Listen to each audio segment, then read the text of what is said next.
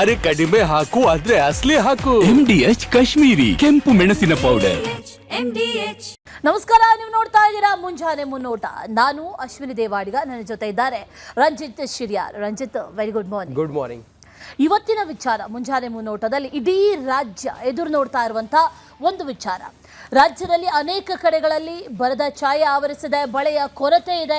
ಇದೆಲ್ಲವೂ ಒಂದು ಕಡೆ ಆದರೆ ರೈತರು ತಲೆ ಮೇಲೆ ಕೈ ಹೊತ್ತು ಕೂತಿದ್ದಾರೆ. ಮಳೆ ಆಗುತ್ತೋ ಇಲ್ವೋ ಅನ್ನುವಂಥ ಒಂದು ವಿಚಾರ, ಅದರ ಜೊತೆಯಲ್ಲಿ ರಾಜ್ಯ ಸರ್ಕಾರ ಬರ ಘೋಷಣೆ ಮಾಡುತ್ತೋ ಇಲ್ವೋ ಅನ್ನುವಂಥ ಮತ್ತೊಂದು ವಿಚಾರ. ಇದರ ಮಧ್ಯೆ ಈಗ ಸರ್ಕಾರ ಇದೆಲ್ಲದಕ್ಕೂ ಪರಿಹಾರ ಅನ್ನುವಂಥ ನಿಟ್ಟಿನಲ್ಲಿ ಮೋಡ ಬಿತ್ತನೆ ಮಾಡೋದಕ್ಕೆ ಹೊರಟಿದೆ. ರಾಜ್ಯದಲ್ಲಿ ಕೈ ಕೊಟ್ಟಿದೆ ಮುಂಗಾರು ಮಳೆ. ರೈತರು ತತ್ತರಿಸ್ತಾ ಇದ್ದಾರೆ. ಮಳೆ ಇಲ್ಲದೆ ಅಂತರ್ಜಲ ಮಟ್ಟ ಕುಸಿದಿದೆ. ಕೆರೆ ಕಟ್ಟೆಗಳೆಲ್ಲವೂ ಖಾಲಿ. ಮಳೆ ಇಲ್ಲದೆ ರಾಜ್ಯದಲ್ಲಿ ಬರದ ಛಾಯೆ ಆವರಿಸಿದೆ. ಮಳೆಗಾಗಿ ಮೋಡ ಬಿತ್ತನೆ ಮಾಡೋದಕ್ಕೆ ರಾಜ್ಯ ಸರ್ಕಾರ ಮುಂದಾಗಿದೆ. 60 ದಿನಗಳ ಕಾಲ 27 ಕೋಟಿ ವೆಚ್ಚದಲ್ಲಿ ಮೋಡ ಬಿತ್ತನೆ ಕಾರ್ಯ ನಡೆಯುತ್ತೆ. ಈ ಮೋಡ ಬಿತ್ತನೆ ಮಾಡಿದ್ರೆ ಹಾಗಾದ್ರೆ ಮಳೆ ಸುರಿಯುತ್ತಾ?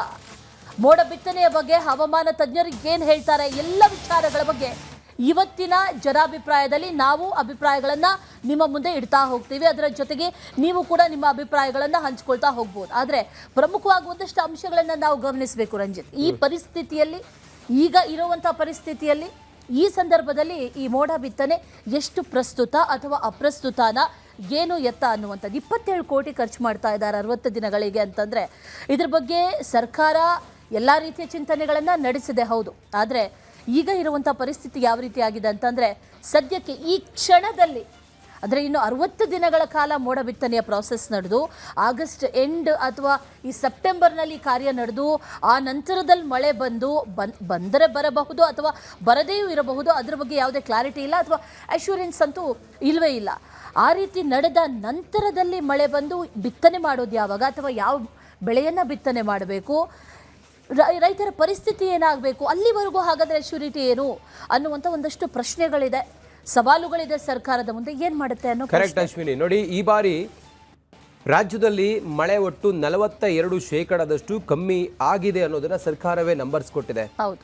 ಕೆಲವು ಕಡೆಗಳಲ್ಲಿ ಬಿತ್ತನೆ ಆಗಿಲ್ಲ, ಕೆಲವು ಕಡೆಗಳಲ್ಲಿ ಅತಿವೃಷ್ಟಿ ಅನಾವೃಷ್ಟಿಯಿಂದಾಗಿ ರೈತರು ತಮ್ಮ ಬೆಳೆ ಎಲ್ಲ ಕಳ್ಕೊಂಡಿದ್ದಾರೆ.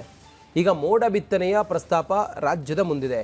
ನೀವು ಹೇಳಿದಾಗೆ 60 ದಿನ 27 ಕೋಟಿ ವಹಿಸಿ ಮೋಡ ಬಿತ್ತನೆ ಮಾಡ್ತಾರೆ. ಏನಿದು ಮೋಡ ಬಿತ್ತನೆ?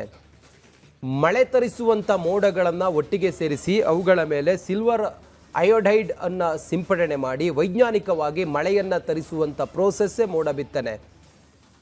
ರಾಜ್ಯದಲ್ಲಿ ಬರ ಅನ್ನದಾತರಿಗೆ ಇದು ಶಾಪ ಆಗಿದೆ. ಬರ ಅನ್ನದಾತರಿಗೆ ಶಾಪ ಆಗಿದೆ. ಮಳೆರಾಯ ಇನ್ನೂ ಕೂಡ ರೈತರ ಮೇಲೆ ಕರುಣೆನೇ ತೋರಿಸಿಲ್ಲ. ಹೀಗಿರುವಾಗ ಇಂಥದ್ದೊಂದು ಪ್ರಸ್ತಾಪ ಸರ್ಕಾರ ಮುಂದಿಟ್ಟಿದೆ. ಜೊತೆಗೆ 27 ಕೋಟಿ ವಹಿಸೋದಕ್ಕೆ ಹೊರಟಿದೆ. ಹಾಗಾದರೆ ಮೊದಲಿಗೆ ನಾವು ಮೋಡ ಬಿತ್ತನೆ ಅಂತ ಹೇಳಿದರೆ ಏನು, ಎಷ್ಟು ವರ್ಕೌಟ್ ಆಗಿದೆ, ಇದು ಯಾವ್ಯಾವ ಸಂದರ್ಭದಲ್ಲಿ ಮೋಡ ಬಿತ್ತನೆ ಮಾಡಿದ್ದಾರೆ, ಅದರಿಂದ ಎಷ್ಟು ಮಳೆ ಬಂದಿದೆ, ಅನ್ನದಾತರಿಗೆ ಇದರಿಂದ ಏನು ಅನುಕೂಲ ಆಗ್ಬೋದು, ಇದರ ಮೆರಿಟ್ಸ್ ಮತ್ತು ಡಿಮೆರಿಟ್ಸ್ ಏನು ಅನ್ನೋದನ್ನು ಒಂದು ಡಿಟೇಲ್ ಆಗಿ ವರದಿಯಲ್ಲಿ ನೋಡ್ಕೊಂಡು ಬರೋಣ. ಆನಂತರ ಚರ್ಚೆ ಮಾಡೋಣ. ಮಳೆಯ ಅಭಾವದಿಂದಾಗಿ ರಾಜ್ಯಾದ್ಯಂತ ತೀವ್ರ ಬರಗಾಲ ಹೆಚ್ಚಾಗಿದೆ. ಈ ಬರಗಾಲ ಪರಿಸ್ಥಿತಿಯನ್ನು ಅರಿತಂತಹ ರಾಜ್ಯ ಸರ್ಕಾರ ಈಗ ಮೋಡ ಬಿತ್ತನೆಗೆ ಮುಂದಾಗ್ತಾ ಇದೆ. ಈಗಾಗಲೇ ಮುಂಗಾರು ಕೈಕೊಟ್ಟ ಹಿನ್ನೆಲೆಯಲ್ಲಿ ಇಡೀ ರಾಜ್ಯವೇ ಭೀಕರ ಬರಗಾಲಕ್ಕೆ ಸಂಕಷ್ಟದಲ್ಲಿದೆ. ಭೀಕರ ಬರದ ಹೊಡೆತಕ್ಕೆ ಅನ್ನದಾತರು ತತ್ತರ. ಮೋಡ ಬಿತ್ತನೆಗೆ ಮುಂದಾದ ರಾಜ್ಯ ಸರ್ಕಾರ. ಈ ದೃಶ್ಯಗಳನ್ನ ಒಮ್ಮೆ ನೋಡಿ. ಇದು ರಾಜ್ಯದಲ್ಲಿ ಆವರಿಸಿದ ಬರದ ಛಾಯೆಯ ಚಿತ್ರಣ. ವರುಣ ದೇವನ ಮುನಿಸಿಗೆ ಅನ್ನದಾತರ ಬದುಕು ಅಲ್ಲೋಲ ಕಲ್ಲೋಲವಾಗಿದೆ. ಬಿತ್ತನೆ ಪ್ರಮಾಣ ಶೇಕಡವಾರು ಅರ್ಧಕ್ಕಿಂತ ಕಡಿಮೆ ಆಗಿದೆ ಅಂತ ಅಂದಾಜಿಸಲಾಗಿದೆ. ಇನ್ನು ಕೆಲವೆಡೆ ಬಿತ್ತನೆ ಆಗಿದ್ದರೂ ಮಳೆ ಇಲ್ಲದೆ ಬೆಳೆ ಕೈಗೆ ಬಾರದ ಪರಿಸ್ಥಿತಿ ಇದೆ.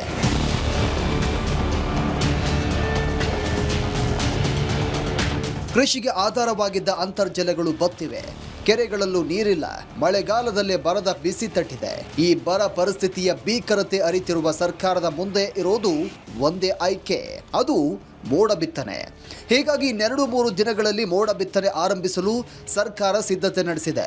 27 ಕೋಟಿ ರೂಪಾಯಿ ವೆಚ್ಚದಲ್ಲಿ 60 ದಿನಗಳ ಕಾಲ ಒಟ್ಟು 200 ಗಂಟೆಗಳ ಅವಧಿಗೆ ಮೋಡ ಬಿತ್ತನೆ ಕಾರ್ಯ ಆರಂಭಿಸಲು ಸರ್ಕಾರ ಈಗಾಗಲೇ ಆಡಳಿತಾತ್ಮಕ ಅನುಮೋದನೆ ಹೊರಡಿಸಿದೆ.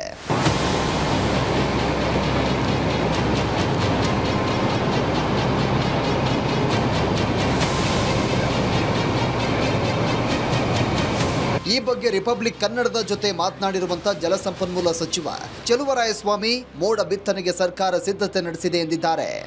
ಕ್ಯಾಬಿನೆಟ್ ಅಲ್ಲಿ ಅಪ್ರೂವ್ ಮಾಡಿದ್ದೀವಿ. 4Gಗೆ ಹೋಗಿದೆ ಫೈನಾನ್ಸ್ಗೆ, ಇವತ್ತು ಆಗಿರಬೇಕದು. ಸೋಮವಾರದಿಂದ ಪ್ರಕ್ರಿಯೆ ಸ್ಟಾರ್ಟ್ ಮಾಡ್ತೀವಿ. ಯಾವುದು ಅದಕ್ಕೆ 4Gನಲ್ಲೇ ಕೊಟ್ಟಿದ್ದೀವಿ. ಟೆಂಡರ್ ಆದರೆ ಲೇಟ್ ಆಗುತ್ತೆ ಅಂತ 60 days ಅಂತ ಹೇಳಿದ್ದೀವಿ. ಎಲ್ಲೆಲ್ಲಿ ಮೋಡ ಅವೈಲಬಲ್ ಇದೆ ಅಲ್ಲಲ್ಲಿ ಮಾಡ್ತೀವಿ.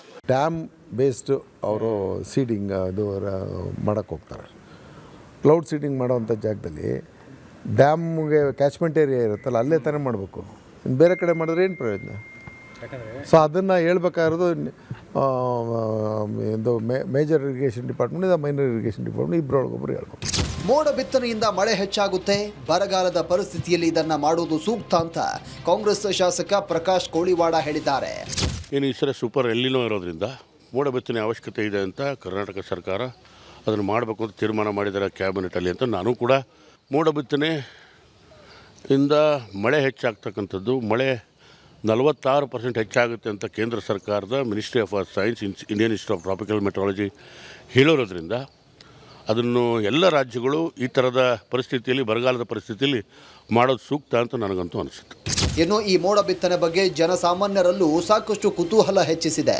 ಮೋಡ ಬಿತ್ತನೆ ಯಾವ ರೀತಿ ನಡೆಯುತ್ತೆ, ಮಳೆ ಯಾವಾಗ ನಿರೀಕ್ಷೆ ಮಾಡಬಹುದು, ಹೀಗೆ ಇತ್ಯಾದಿ ಪ್ರಶ್ನೆಗಳನ್ನು ಹುಟ್ಟು ಹಾಕಿದೆ. ಹೀಗಾಗಿ ನಿಮ್ಮ ರಿಪಬ್ಲಿಕ್ ಕನ್ನಡ ಮೋಡ ಬಿತ್ತನೆ ಕುರಿತು ವಿಸ್ತೃತ ಮಾಹಿತಿಯೊಂದಿಗೆ ಅಭಿಯಾನದ ಮೂಲಕ ನಿಮಗೆ ತಿಳಿಸುತ್ತಿದೆ. ಮೋಡ ಬಿತ್ತನೆ ಹೇಗೆ ನಡೆಯುತ್ತೆ?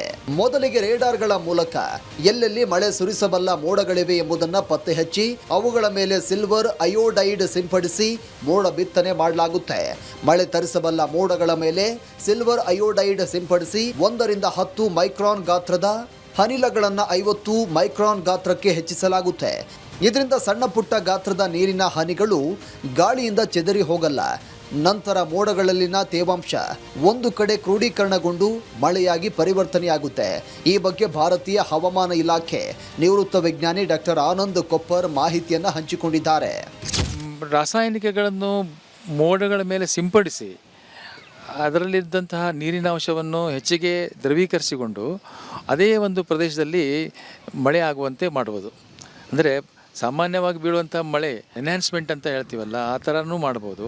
ಇಲ್ಲ ಅಂದರೆ ಮಳೆ ಆಗದೇ ಮೋಡಗಳು ಹಾಗೆ ಚಲಿಸಿ ಹೋಗ್ತಿದ್ದಾಗ ಅದೇ ಪ್ರದೇಶದಲ್ಲಿ ಅವು ದ್ರವೀಕರಿಸುವಂತೆ ಮಾಡುವಂಥ ಒಂದು ಪ್ರಕ್ರಿಯೆಗೆ ಮೋಡ ಬಿತ್ತನೆ ಅಂತಾರೆ.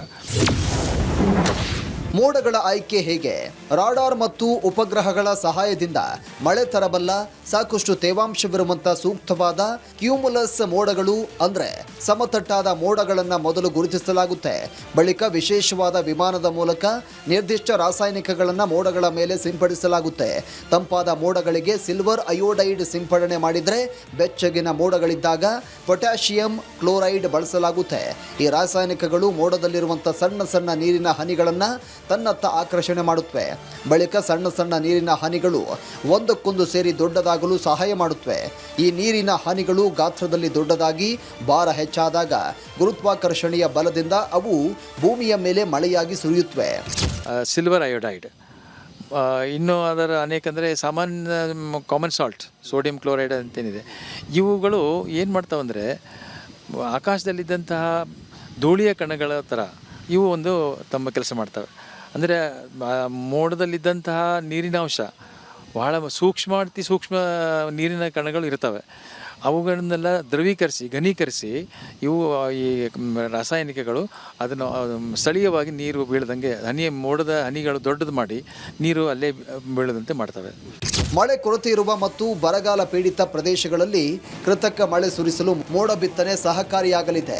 ಸಕಾಲದಲ್ಲಿ ಮಳೆಯಾಗದಿದ್ದಾಗ ಬೆಳೆಗಳನ್ನು ಉಳಿಸಲು ಮತ್ತು ಕೃಷಿ ಉತ್ಪಾದನೆ ಹೆಚ್ಚಿಸಲು ನೆರವಾಗುತ್ತೆ. 200 ಗಂಟೆಗಳ ಮೋಡ ಬಿತ್ತನೆಗೆ 27 ಕೋಟಿ ವೆಚ್ಚವಾಗಲಿದೆ. ಇದರಲ್ಲಿ ವಿಮಾನಗಳ ಬಳಕೆ, ರಾಡಾರ್ ವ್ಯವಸ್ಥೆ ಮತ್ತು ರಾಸಾಯನಿಕಗಳಿಗಾಗಿ ಭಾರಿ ಹಣದ ಅವಶ್ಯಕತೆ ಇದೆ. ಸದ್ಯ ಸರ್ಕಾರ ಸೋಮವಾರ ಈ ಬಗ್ಗೆ ಸಭೆ ನಡೆಸಲಿದ್ದು ಮೋಡ ಬಿತ್ತನೆಗೆ ದಿನಾಂಕ ನಿರ್ಧರಿಸುವ ಸಾಧ್ಯತೆ ಇದೆ. ಮೋಡ ಬಿತ್ತನೆ ಆದಷ್ಟು ಸುಲಭವಾಗಿ ಮಳೆ ಬರುತ್ತೆ ಅಂತಕ್ಕಂಥದ್ದು ಖಚಿತತೆ ಮತ್ತು ಅಷ್ಟು ನಿಶ್ಚಿತವಾಗಿ ಹೇಳೋದಕ್ಕೆ ಆಗೋದಿಲ್ಲ. ಶೇಕಡ 10 ರಿಂದ 15% ಮಳೆಯ ಪ್ರಮಾಣ ಹೆಚ್ಚಾಗಬಹುದು ಅಂತ ವಿಜ್ಞಾನಿಗಳು ಹೇಳ್ತಾರೆ. ನೋಡೋಣ ಈ ಮೋಡ ಬಿತ್ತನೆಯ ಕಾರ್ಯ ಎಷ್ಟರ ಮಟ್ಟಿಗೆ ಸಕ್ಸಸ್ ಆಗುತ್ತೆ ಅನ್ನೋದನ್ನು. ಕ್ಯಾಮ್ರಾ ಪರ್ಸನ್ ಮಂಜುನಾಥ್ ಜೊತೆ ಸುರೇಶ್. ರೈಟ್, ಈ ಮೋಡ ಬಿತ್ತನೆ ಅಂತಂದ್ರೆ ಏನು, ಹೇಗಾಗತ್ತೆ, ಅದರ ಸಾಧ್ಯತೆಗಳು ಎಷ್ಟು ಪ್ರಮಾಣದಲ್ಲಿ ಮಳೆ ಆಗುವಂಥ ಸಾಧ್ಯತೆಗಳಿದೆ ಇದೆಲ್ಲವನ್ನು ಕೂಡ ಗಮನಿಸಿದ್ದಾಯಿತು. ಈಗ ಇದರಿಂದ ಹಾಗಾದರೆ ರೈತರಿಗೇನು ಪ್ರಯೋಜನ, ರೈತರೇನು ಹೇಳ್ತಾರೆ, ಅವ್ರಿಗೆ ಬೇಕಾಗಿರೋದು ಯಾವ ಜಾಗದಲ್ಲಿ ಎಷ್ಟು ಪ್ರಮಾಣದಲ್ಲಿ ಮಳೆ ಆಗಬೇಕು, ಯಾವ ಕಾಲದಲ್ಲಿ ಆಗಬೇಕು ಅನ್ನೋದು, ಅದೇ ರೀತಿ ಆಗದೇ ಇದ್ದಾಗ ಆಗುವಂಥ ನಷ್ಟ ಏನು, ಇದೆಲ್ಲದರ ಬಗ್ಗೆ ರೈತರು ಕೂಡ ಮಾತಾಡ್ತಾ ಇದ್ದಾರೆ. ಕಲ್ಯಾಣ ಕರ್ನಾಟಕ ಅಂತೂ ತತ್ತರಿಸಿ ಹೋಗಿದೆ ಈ ಮಳೆ ಇಲ್ಲದೆ ಇರೋದ್ರಿಂದ. ಇದರ ನಡುವೆ ಈಗ ಸರ್ಕಾರ ಮೋಡ ಬಿತ್ತನೆ ಮಾಡೋದಕ್ಕೂ ಕೂಡ ಚಿಂತನೆಯನ್ನು ನಡೆಸಿರೋದ್ರಿಂದ ಕಲಬುರಗಿ ರೈತರು ಇದ್ರ ಬಗ್ಗೆ ಮಾತಾಡಿದ್ದಾರೆ, ಇದನ್ನು ಸ್ವಾಗತಿಸಿದ್ದಾರೆ. ಇದ್ರ ಬಗ್ಗೆ ನಮ್ಮ ಪ್ರತಿನಿಧಿ ಒಂದು ಮಾತುಕತೆಯನ್ನು ನಡೆಸಿದ್ದಾರೆ ರೈತರ ಜೊತೆ. ಬನ್ನಿ ನೋಡ್ಕೊಂಬರೋಣ. ಇದರ ಕೆಂಪು ಬಣ್ಣ ಅದ್ಭುತ, ಖಾರ ಕಡಿಮೆ ಆದರೂ ರುಚಿಕರ. MDH ಕಾಶ್ಮೀರಿ. ರಾಜ್ಯದಲ್ಲಿ ಮುಂಗಾರು ಹಂಗಾಮಿನ ಮಳೆ ಸಂಪೂರ್ಣವಾಗಿ ಕೈಕೊಟ್ಟಂಥ ಹಿನ್ನೆಲೆಯಲ್ಲಿ ರೈತರು ಅಕ್ಷರಶಃ ಕಂಗಾಲಾಗಿದ್ದರು. ಮುಂಗಾರು ಹಂಗಾಮಿನ ಮಳೆ ಕೈಕೊಟ್ಟಂಥ ಸಂದರ್ಭದಲ್ಲೇ ರೈತರು ಮೋಡ ಬಿತ್ತನೆ ಮಾಡಿ ಅಂತೇಳಿ ಸರ್ಕಾರಕ್ಕೆ ಸಾಕಷ್ಟು ಒತ್ತಡ ಹಾಕಿದ್ರು. ಆದರೆ ಇದೀಗ ಸರ್ಕಾರ ಮೋಡ ಬಿತ್ತನೆ ಮಾಡೋದಕ್ಕೆ ಮುಂದಾಗಿರುವಂಥದ್ದು. ಸದ್ಯ ಕಲ್ಯಾಣ ಕರ್ನಾಟಕ ಭಾಗದಲ್ಲಿ ನೋಡ್ಬೋದು, ಮಳೆಗಾಲದಲ್ಲೂ ಕೂಡ ಸಾಕಷ್ಟು ಬಿಸಿಲಿನ ಪ್ರಖರತೆ ಇರುವಂಥದ್ದು. ಹಾಗಾಗಿ ಸೋಮವಾರ ಸರ್ಕಾರ ಮೋಡ ಬಿತ್ತನೆಗೆ ಸಂಬಂಧಪಟ್ಟಂತೆ ಒಂದಷ್ಟು ಚರ್ಚೆ ನಡೆಸಿ ಪ್ಲ್ಯಾನನ್ನು ಮಾಡ್ಕೊಳ್ಳೋದಕ್ಕೆ ಮುಂದಾಗಿರುವಂಥದ್ದು. ಈಗ ಮೋಡ ಬಿತ್ತನೆ ಮಾಡಿ ಮಳೆಯನ್ನು ತರಿಸಿದರೆ ರೈತರಿಗೆ ಎಷ್ಟು ಮಟ್ಟಿಗೆ ಅನುಕೂಲ ಆಗುತ್ತೆ, ಜೊತೆಗೆ ರೈತರ ಬಹುಮುಖ್ಯವಾದಂಥ ಬೆಳೆಗಳಿಗೆ ಯಾವ ರೀತಿಯಾಗಿ ಅನುಕೂಲ ಆಗುತ್ತೆ ಅನ್ನುವಂಥದಕ್ಕೆ ಸಂಬಂಧಪಟ್ಟಂತೆ ಮಾತಾಡೋದಕ್ಕೆ ನನ್ನ ಜೊತೆ ಕಲಬುರಗಿ ಜಿಲ್ಲೆಯ ರೈತರು ಕೂಡ ಇದ್ದಾರೆ. ಸೊ ಅವರನ್ನು ಮಾತಾಡಿಸ್ತಾ ಹೋಗ್ತೀನಿ. ಅಂದರೆ ಈ ಸಂದರ್ಭದಲ್ಲಿ ಮೋಡ ಬಿತ್ತನೆಯಿಂದ ರೈತರಿಗೆ ಎಷ್ಟು ಮಟ್ಟಿನ ಲಾಭ ಆಗುತ್ತೆ ಅನ್ನುವಂಥದ್ದು ಕೂಡ ಒಂದು ಕಡೆ ಆದರೆ, ಮತ್ತೊಂದು ಕಡೆ ಕುಡಿಯುವ ನೀರು ಸೇರಿದಂತೆ ಸಾಕಷ್ಟು ಸಮಸ್ಯೆಗಳು ಕೂಡ ಇರುವಂಥದ್ದು. ಸೊ ಈ ಎಲ್ಲ ಸಮಸ್ಯೆಗಳಿಗೆ ಮೋಡ ಬಿತ್ತನೆಯಿಂದ ಪರಿಹಾರ ಸಿಗುತ್ತಾ ಅನ್ನೋಂಥದ್ರ ಬಗ್ಗೆ ಮಾತಾಡಿಸ್ತಾ ಹೋಗ್ತೀನಿ. ರೈತರಿದ್ದಾರೆ. ಸರಿಗೆ ಸರ್ಕಾರ ಮೋಡ ಬಿತ್ತನೆ ಮಾಡಬೇಕು ಅಂತೇಳಿ ಚಿಂತನೆ ನಡೆಸಿ ಪ್ಲ್ಯಾನನ್ನು ಮಾಡಿರುವಂಥದ್ದು, ಏನು ಹೇಳ್ತೀರಿ? ಸರ್, ಈಗ ಸರ್ಕಾರ ಯಾವ ಚಿಂತನೆ ಮಾಡ್ತದೋ ಗೊತ್ತಿಲ್ಲ. ಆದರೆ ಅತ್ಯಂತ ಪ್ರಮುಖ ಬೆಳೆ ಹೆಸರು, ಉದ್ದು ಮತ್ತು ಎಳ್ಳು ಇತ್ಯಾದಿ ವಾಣಿಜ್ಯ ಬೆಳೆಗಳನ್ನ ಇವತ್ತು ಹಾಳಾಗಿ ಹೋಯಿತು.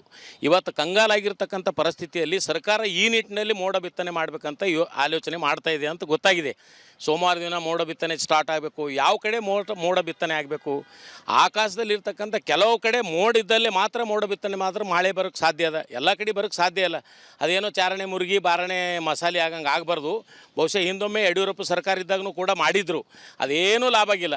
ಇವರೇನು ಅಷ್ಟು ಬರೋಬ್ಬರಿ ಮಾಡ್ತಾರಂತಲ್ಲ, ಆದರೆ ಇವರು ಈ ಮೋಡ ಬಿತ್ತನೆ ಏನು ಕೈಗೊಂಡ್ರ ಇದಕ್ಕೆ ನಾವು ಸ್ವಲ್ಪ ಸ್ವಾಗತ ಹೇಳಬೇಕಾಗ್ತದೆ. ರೈತರು ಅಲ್ಲೆಲ್ಲಿ ಮಳೆ ಬಂತಂದ್ರೆ ರೈತರು ಒಂಥರ ಖುಷಿ ಆಗ್ತಾರೆ. ಆದ್ರೆ ಮಳೆ ಬರೋ ನಿಟ್ಟಿಲ್ಲಿ ಇವತ್ತಿನ ದಿವಸ ನೋಡ್ರಿ, ಮ್ಯಾಗ ಆಕಾಶ ನೋಡ್ರಿ, ಭೂಮಿ ಅಂತರೂ ಬಿಸಿಲು ಅಂದ್ರೆ ಬಿಸಿಲು ಇಡೀ ರಾಜ್ಯದಲ್ಲೇ ಅದ. ನಾವು ಬಹುಶಃ ಬೆಳಗಾವಿ ಭಾಗ, ಹುಬ್ಬಳ್ಳಿ ಧಾರವಾಡ ಕಡೆ ಮಳೆ ಇರ್ತದೇನೋ, ಈ ಭಾಗದಲ್ಲಿ ಇರಲೇನೋ ಅಂದ್ಕೊಂಡಿದ್ದೀವಿ. ಇಡೀ ರಾಜ್ಯ ತುಂಬ ಏನದ ಮಳೆದು ಬರ ಹಿಂಗೆ ಅದ.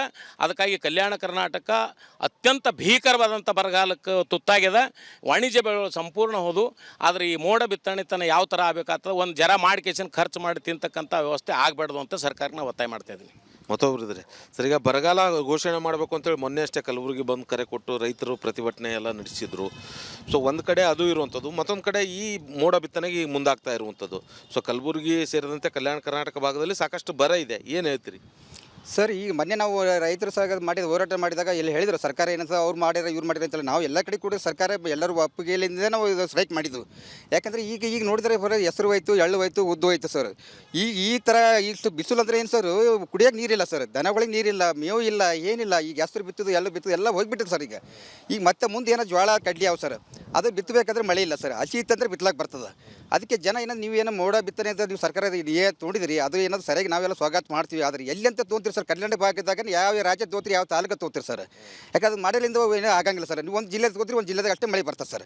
ಅದು ಬೇರೆ ಊರಿದವ್ರು ಹೆಂಗೆ ಮಾಡ್ಬೇಕು ಸರ್? ಅದಕ್ಕೆ ಎಲ್ಲ ಕಡೆ ಆಗಂಗಿಲ್ಲ ಸರ್. ಅದು ದನಗಳಿಗೆ ನೀರು ಆಗಲ್ಲ, ಮೇವಿಗೆ ನೀರು ಆಗಂಗಿಲ್ಲ. ಅದು ಸಲಕ್ಕೆ ಏನಂದ್ರೆ ನದಿ ಜೋಡಣೆ ಅಂತ ಮಾಡ್ಬೇಕಂತ ನಮ್ದು ಒಂದು ಇದೆ ಸರ್. ನದಿ ಜೋಡಣೆ ಮಾಡಿದ್ರಪ್ಪ ಅಂದ್ರೆ ಎಲ್ಲ ಕಡೆಗೆ ನೀರು ಏನದ, ರೈತರು ಏನದ ಕಾಯಿಪಲ್ಲೆ ಬೆಳೆಯಲಾಗ ಏನು ಬೇಕಾದ್ರೆ ಮಾಡಕ್ಕೆ ಬರುತ್ತೆ ಸರ್. ಮನೆಗಳಿಗೆ ನೀರು ಆಗ್ತಾವೆ, ದನಗಳಿಗೆ ನೀರು ಆಗ್ತಾವೆ, ಎಲ್ಲರೂ ನೀರು ಆಗ್ತಾವೆ ಸರ್. ನದಿ ಜೋಡಣೆ ಮಾಡಿದ್ರೆ ಯಾಕಂದ್ರೆ ಮೊದಲೇ ಇವರು ವಾಜಪೇಯಿ ಇದ್ದಾಗ ಸರ್ಕಾರ ತೊಗೊಂಡಿದೆ ಸರ್. ಎಲ್ಲ ಸರ್ಕಾರದವ್ರು ಎಲ್ಲರೂ ಸಹಿ ಮಾಡಿದ್ರು ಸರ್. ಆದರೆ ಕಾಂಗ್ರೆಸ್ ಸರ್ಕಾರ ಮಾತ್ರ ಅದಕ್ಕೆ ಹಿಂದಾಕನೇ ಆಗ್ಲತ್ತ. ಯಾಕೆ ಅದಕ್ಕೆ ಸಹಮತನೇ ಕೊಡಲಾಗ್ಯಾರ?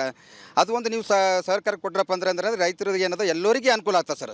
ಯಾಕಂದ್ರೆ ಈ ಕಾಲಕ್ಕೆ ಕಲ್ಯಾಣ ಕರ್ನಾಟಕ ಭಾಗದಾಗ ಮಾತ್ರ ಮಳೆನೇ ಇಲ್ಲ ಸರ್. ಭಾಳ ಮಂದಿ ರೈತರು ಭಾಳ ಸಂಕಟದಾಗಿದ್ದಾರೆ ಸರ್. ಅದಕ್ಕೆ ಸರ್ಕಾರ ಏನದ ಮೋಡ ಬಿತ್ತನೆ ಮಾಡ್ತಾರೆ ಅಂದ್ರೆ ಮಾಡಬೇಕಾದ್ರೆ ಎಲ್ಲರಿಗೆ ಆಗ್ಬೇಕು ಸರ್. ಅದು ಕಲ್ಯಾಣ ಕರ್ನಾಟಕ ಭಾಗ ಅಂತಲ್ಲ, ಇಡೀ ಕರ್ನಾಟಕ ಆಗ್ಬೇಕದು. ಯಾಕಂದ್ರೆ ನೀವು ಮೋಡ ಬಿತ್ತನೆ ಮಾಡ್ತೀರಿ ಸರ್, ಎಲ್ಲಿ ಮೋಡ ಆಗ್ತದೆ ಅಲ್ಲಿ ಅಷ್ಟೇ ಮಳೆ ಬರ್ತದೆ. ಅದು ಯಾರಿಗೆ ಉಪಯೋಗ ಆಗಲ್ಲ ಸರ್. ಅದ್ರ ಸಲಕ್ಕೆ ಏನಂದ್ರೆ ತಾವು ಸರ್ಕಾರ ನದಿ ಜೋಡಣೆಗೆ ಕೈ ಜೋಡಿಸಿಕೆ ಎಲ್ಲರಿಗೆ ಒಳ್ಳೇದಾಗಲಿ ಅಂತ ನಾವು ಮಾಡತ್ತೀವಿ. ಸೊ ಇದಿಷ್ಟು ಇಲ್ಲಿನ ರೈತರು ಹೇಳ್ತಾ ಇರುವಂಥ ಮಾತು. ಮೋಡ ಬಿತ್ತನೆ ಮಾಡುವಂಥದ್ದು ಒಳ್ಳೆಯದಾದರೆ ಎಲ್ಲ ಕಡೆ ಬಿತ್ತನೆ ಮಾಡಲಿ, ಆದರೆ ಈಗಾಗಲೇ ಏನು ಬೆಳೆ ಕಳ್ಕೊಂಡಂಥ ರೈತರಿಗೆ ಪರಿಹಾರ ಕೊಡಬೇಕು ಅನ್ನುವಂಥ ನಿಟ್ಟಿನಲ್ಲಿ ಆಗ್ರಹ ಮಾಡೋದಕ್ಕೆ ಮುಂದಾಗಿರುವಂಥದ್ದು. ಕ್ಯಾಮ್ರಾ ಪರ್ಸನ್ ವಿಜಯ್ ಕುಮಾರ್ ಜೊತೆ ಓಂ ಪ್ರಕಾಶ್ ಮುನ್ನೋರ್, ರಿಪಬ್ಲಿಕ್ ಕನ್ನಡ, ಕಲಬುರಗಿ. ಮೋಡ ಬಿತ್ತನೆ ಎಷ್ಟು ಫಲಶ್ರುತಿ ಆಗಿದೆ ಅನ್ನೋದ್ರ ಬಗ್ಗೆ ನಾವು ಗಮನಿಸಬೇಕಾಗತ್ತೆ. ಹಿಂದಿನಿಂದಲೂ ಕೂಡ ಒಂದು 5-6 ಬಾರಿ ಮೋಡ ಬಿತ್ತನೆಯನ್ನು ಮಾಡಿದ್ದಾರೆ. 2017ರಲ್ಲಿ ಮೋಡ ಬಿತ್ತನೆಯಿಂದಾಗಿ ಅತಿವೃಷ್ಟಿಯೂ ಕೂಡ ಆಗಿದ್ದನ್ನು ನಾವು ಗಮನಿಸಿದ್ದೀವಿ. ಈಗ ಮೋಡ ಬಿತ್ತನೆ ಮತ್ತೆ ಮಳೆ ಕೊರತೆ ಆಗಿರೋದ್ರಿಂದಾಗಿ ಸರ್ಕಾರ ಇಂಥದ್ದೊಂದು ಆಲೋಚನೆಯಲ್ಲಿದೆ. ಸಹಜವಾಗಿ ಹೆಂಗಾಗುತ್ತೆ ಅನ್ನೋದನ್ನು ಕ್ವಿಕ್ಕಾಗಿ ನೋಡ್ತಾ ಬರೋಣ. ಇದು ರೇಡಾರ್ ಮೂಲಕ ಮಳೆಯನ್ನು ಸುರಿಸೋದು, ಮಳೆ ಸುರಿಸುವಂಥ ಮೋಡಗಳನ್ನು ಒಟ್ಟು ಸೇರಿಸಿ ಆ ಮೂಲಕ ಸಿಲ್ವರ್ ಅಯೋಡೈಡನ್ನು ಸಿಂಪಡಣೆ ಮಾಡೋದು, ಮಳೆ ತರಿಸುವ ಮೋಡಗಳನ್ನು ಬಿತ್ತುವಂಥ ಕೆಲಸವೇ ಮೋಡ ಬಿತ್ತನೆ. 10 ಮೈಕ್ರಾನ್ ಗಾತ್ರದ ಹನಿಗಳನ್ನು 50 ಮೈಕ್ರಾನ್ ಗಾತ್ರಕ್ಕೆ ಹೆಚ್ಚಳ ಮಾಡೋದು ಇದು ವೈಜ್ಞಾನಿಕವಾಗಿ ಮಾಡುವಂಥ ಇದೊಂದು ಮೋಡ ಬಿತ್ತನೆ ಕಾರ್ಯ. ಇದರಿಂದ ಸಣ್ಣ ಗಾತ್ರದ ನೀರಿನ ಹನಿಗಳು ಗಾಳಿಗೆ ಚದುರೋದಿಲ್ಲ. ನಂತರ ಮೋಡಗಳಲ್ಲಿನ ತೇವಾಂಶ ಒಂದೇ ಕಡೆಯಲ್ಲಿ ಕ್ರೋಢೀಕರಣ ಆಗುತ್ತೆ. ಇದು ಮಳೆಯಾಗಿ ಪರಿವರ್ತನೆ ಆಗುತ್ತೆ ಅನ್ನೋದು ಸರ್ಕಾರದ ಆಲೋಚನೆ ಮತ್ತು ವಿಜ್ಞಾನಿಗಳು ಹೇಳ್ತಾ ಇರುವಂಥದ್ದು. ಆದರೆ ಕೆಲ ಜಿಲ್ಲೆಗಳಲ್ಲಿ ಏನು ಹೇಳ್ತಾರೆ ಜನ, ಮೋಡ ಬಿತ್ತನೆ ವಿಚಾರಕ್ಕೆ ಬೀದರ್ ಜಿಲ್ಲೆಯ ರೈತರು ಆಕ್ರೋಶ ಹೊರಹಾಕಿದ್ದಾರೆ. ನೀವು ಹೇಳಿದ್ರಿ ಕಲಬುರಗಿಯಲ್ಲಿ ಮೋಡ ಬಿತ್ತನೆಗೆ ಜನ ಸ್ವಾಗತಿಸಿದ್ದಾರೆ, ಆದರೆ ಬೀದರ್ನಲ್ಲಿ ಜನ ಇದನ್ನು ಒಪ್ತಿಲ್ಲ, ಯಾವುದೇ ಪ್ರಯೋಜನ ಆಗೋದಿಲ್ಲ ಅಂತ ಹೇಳ್ತಾ ಇದ್ದಾರೆ. ಸರ್ಕಾರ ಬರಪೀಡಿತ ಜಿಲ್ಲೆ ಅಂಥೇಳಿ ಮೊದಲು ಘೋಷಣೆ ಮಾಡಬೇಕು, ಪ್ರತಿ ಎಕರೆಗೆ 50,000 ಪರಿಹಾರವನ್ನು ಕೊಡಬೇಕು ಅಂಥೇಳಿ ಒತ್ತಾಯಿಸಿದ್ದಾರೆ. ಹಾಗಾದರೆ ಬೀದರ್ನ ರೈತರು ಮೋಡ ಬಿತ್ತನೆ ಬಗ್ಗೆ ಏನು ಹೇಳಿದ್ದಾರೆ, ಬರ ಘೋಷಣೆ ಬಗ್ಗೆ ಏನು ಮಾತಾಡಿದ್ದಾರೆ ಅನ್ನೋದ್ರ ಬಗ್ಗೆ ಮಲ್ಲಿಕಾರ್ಜುನ ಮರಕಲೆ ಅವರನ್ನು ಮಾತಾಡಿಸಿದ್ದಾರೆ. ಬನ್ನಿ ನೋಡೋಣ. ರಾಜ್ಯ ಸರ್ಕಾರ ಈಗಾಗಲೇ ಮೋಡ ಬಿತ್ತನೆಗೆ ಮುಂದಾಗ್ತಾ ಇದೆ ಅಂತ ಹೇಳ್ಬೋದು. ಹೀಗಾಗಿ ನಿಜಕ್ಕೂ ಈ ವರ್ಷ ಮಳೆ ಇಲ್ಲ, ಬರ ಬಿದ್ದದ, ರೈತರು ಸಾಕಷ್ಟು ಸಂಕಟಕ್ಕೀಡಾಗ್ಯಾರ, ಮಳೆಗಾಗಿ ಆಕಾಶದತ್ತ ಮುಖ ಮಾಡ್ತಾ ಇದ್ದಾರೆ. ಹಾಗಾದ್ರೆ ಸರ್ಕಾರ ಏನು ಮೋಡ ಬಿತ್ತನೆ ಮುಂದಾಗ್ತಾ ಇದೆ, ಆ ಮೋಡ ಬಿತ್ತನೆಗೆ ಏನು ಗೌರ್ಮೆಂಟ್ ಮುಂದಾಗ್ತಾ ಇದೆ, ಅದ್ರ ಬಗ್ಗೆ ಬೀದರ್ ಜಿಲ್ಲೆ ಅನ್ನದಾತರು ರೈತರು ಏನು ಹೇಳ್ತಾರೆ ಅವರನ್ನೇ ಮಾತಾಡ್ತಾರೆ. ಯಾಕಂದ್ರೆ ಸಾಕಷ್ಟು ರೈತರಿಗೆ ಗೊತ್ತಾ, ಸಾಕಷ್ಟು ಹಳ್ಳ ಕೊಳ್ಳಗಳು ಒಣಗೋಗ್ಯಾವ, ಕೆರೆಯಲ್ಲಿ ನೀರಿಲ್ಲ, ಜಾನುವಾರುಗಳಿಗೆ ನೀರು ಬೇಕು. ಇಂಥ ಸಂದರ್ಭದಲ್ಲಿ ಮಳೆರಾಯ ಕೈ ಕೊಟ್ಟಿದ್ದಾನ. ನೇರವಾಗಿ ಸರ್ ಗೌರ್ಮೆಂಟ್ ಮೋಡ ಬಿತ್ತನೆ ಮಾಡಬೇಕು ಅಂತ ಪ್ಲ್ಯಾನ್ ಮಾಡ್ತಾ ಇದೆ, ಮೋಡ ಬಿತ್ತನೆ ಕೂಡ ಮುಂದಾಗಿದೆ. ಏನು ಹೇಳ್ತೀರಿ ಸರ್? ಸರ್, ಮೋಡ ಬಿತ್ತನೆ ಮಾಡೋದ್ರಿಂದ ರೈತರಿಗೂ ಏನೂ ಬೆನಿಫಿಟ್ ಆಗೋದಿಲ್ಲ, ಕಂಪ್ಲೀಟ್ ಲಾಸ್ ಆಗ್ತದೆ. ಅದು ಏನು ಏಜೆನ್ಸಿಗೆ ಬೆನಿಫಿಟ್ ಆಗ್ತದೆ ಮೋಡ ಬಿತ್ತನೆಯಿಂದ, ರೈತರಿಗೆ ಏನು ಬೆನಿಫಿಟ್ ಆಗಲ್ಲ. ರೈತರಿಗೆ ಬೆನಿಫಿಟ್ ಆಗತ್ತ ಮಾಡ್ಬೇಕಂದ್ರೆ ಸಾಲ ಮನ್ನಾ ಮಾಡಿರಿ, ಇಲ್ಲ ಎಕರೆಗೆ 25,000 30,000 ಏನಾರು ಅಮೌಂಟ್ ಕೊಡ್ರಿ, ಡೈರೆಕ್ಟ್ ರೈತರಿಗೆ ಏನಾರು ಅದ್ರ ಬೆನಿಫಿಟ್ ಆಗ್ತದೆ. ಮತ್ತು ಮುಂದೆ ರಬ್ಬಿ ಬಿತ್ತಲಾಕ ಅವ್ರಿಗೆ ಸಹಾಯ ಆಯ್ತದ, ಸವಲತ್ತು ಆಯ್ತದ, ಗೊಬ್ಬರ ಸಿಗ್ತದ, ಇದು ಕಡ್ಲಿ ಜೋಳ ಏನೇ ಮಾಡ್ಲಿಕ್ಕೆ ಅದು ರಬ್ಬಿ ಬೆಳಿಲಾಕ ಏನಾರು ಸವಲತ್ತು ಸಿಗ್ತದೆ. ದಯಮಾಡಿ ತಾವು ಸರ್ಕಾರ ಮತ್ತು ಇಷ್ಟೇನು ವಿನಂತಿ ಇದೆ, ಮೋಡ ಮಾಡಿದ ಈಗ ಬೆನಿಫಿಟ್ 5% ರೈತರಿಗೆ ಆಗಲ್ಲ, ಸಿರ್ಫ್ ಏಜೆನ್ಸಿಗೆ ಬೆನಿಫಿಟ್ ಆಗ್ತದೆ. ಅದೇ ರೈತರಿಗೆ ತಾವು ಹಣ ಕೊಟ್ಟಿದ್ದಾರೆ, ರೈತರು ಏನು ಉಪಯೋಗ ಮಾಡಿ ಮುಂದಿನ ರಬ್ಬಿ ಬೆಳೆಗೆ ಸವಲತ್ತು ಆಗ್ತದೆ. ಸೊ ಇದು ನೋಡ್ಬೋದು ನೀವು, ಮೋಡ ಬಿತ್ತನೆಗಿಂತಲೂ ರೈತರ ಸಾಲ ಮನ್ನಾ ಮಾಡಬೇಕು, ರೈತರಿಗೆ ಬರ ಪರಿಹಾರ ಕೊಡಬೇಕು ಅಂತ ಹೇಳ್ತಾ ಇದ್ದಾರೆ. ಸರ್ಕಾರ ಮೋಡ ಬಿತ್ತನೆ, ಯಾಕಂದ್ರೆ ಈಗಾಗಲೇ ಜಾನುವಾರುಗಳಿಗೆ ನೀರು ಇರ್ಬೋದು, ಏನೋ ಮಳೆ ಬರ್ತಾ ಮೋಡ ಬಿತ್ತನೆ ಮುಂದಾಗ್ತದೆ. ಏನು ಹೇಳ್ತೀರಿ ಸರ್? ಈಗ ಮೋಡ ಬಿತ್ತನೆ ಮಾಡಿದ್ರೆ ನಮಗೇನು ಫಾಯ್ದಾ ಇಲ್ಲ, ರೈತರಿಗೆ ಫಾಯ್ದಾ ಇಲ್ಲ ಸರ್. ಇದೆಲ್ಲ ಫರ್ಟಿಲೈಸರ್ ಮಂದಿಗೆ ಫಾಯ್ದಾ ಅದ, ನಮಗೇನು ಫಾಯ್ದಾ ರೈತರಿಗೆ ಫಾಯ್ದಾ ಮಾಡ್ಬೇಕಂತಂದ್ರೆ ಮನ್ನಾ ಮಾಫ್ ಮಾಡಬೇಕು, ಎಕರ್ಗೆ 50,000 ಕೊಡಬೇಕು ರೈತರಿಗೆ. ಅದು ಏನಾರ ಒಳ್ಳೇದದ, ರೈತರು ಜೀವ ಉಳಿಸ್ಬೇಕು. ಈಗ ರೈತ ಸತ್ತೋಗೇನ್ರಿ, ಈಗ ರೈತ ಪೂರ ಸತ್ತೋಗೇನಿ, ಈಗ ಆಲ್ರೆಡಿ ರೈತ ಜಿಂದ ಇಲ್ಲಿಗ ಆಗಲ್ಲ, ಬೇಕಾರದ ತಂದೆ ಆಗಿಲ್ರಿ, ಯಾವಾಗ ಭೀ ಆಗಿಲ್ರಿ, ಎಲ್ಲ ಬೇಕಾರದ. ಈಗ ಗೌರ್ಮೆಂಟ್ ಇಸ್ಕೇ ಬೇಕಾರದ, ಇದು ಖಾಲಿ ರೈತರಿಗೆ ಕೊಲೆಗದಂದ್ರೆ, ಇದು ರೈತರಿಗೆ ಒಳ್ಳೇದು ಮಾಡೋದಿಲ್ಲ ಇವ್ರು ಬರೀ. ಸೊ ನೋಡ್ಬೋದು, ಇದು ರೈತರ ಆಕ್ರೋಶ ಅಂತ ಹೇಳ್ಬೋದು. ಏನ್ರಿ ಮೋಡ ಬಿತ್ತನೆ ಬಗ್ಗೆ ನೀವೇನು ಹೇಳ್ತೀರಿ?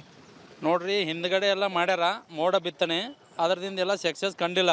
ರೈತರಿಗೆಲ್ಲ ಮೋಡನೆ ಬಿತ್ತನೆದಿಂದ ಅದಕ್ಕೇನು ಅನುಕೂಲ ಆಗಲ್ಲ. ನೀವು ಈ ದುಡ್ಡನ್ನು ಇದರಲ್ಲಿ ಖರ್ಚು ಮಾಡೋಂಥದ್ದು ರೈತರಿಗೆ ಏನದ ಅಂದ್ರೆ ಪರಿಹಾರ ಕೊಡ್ರಿ.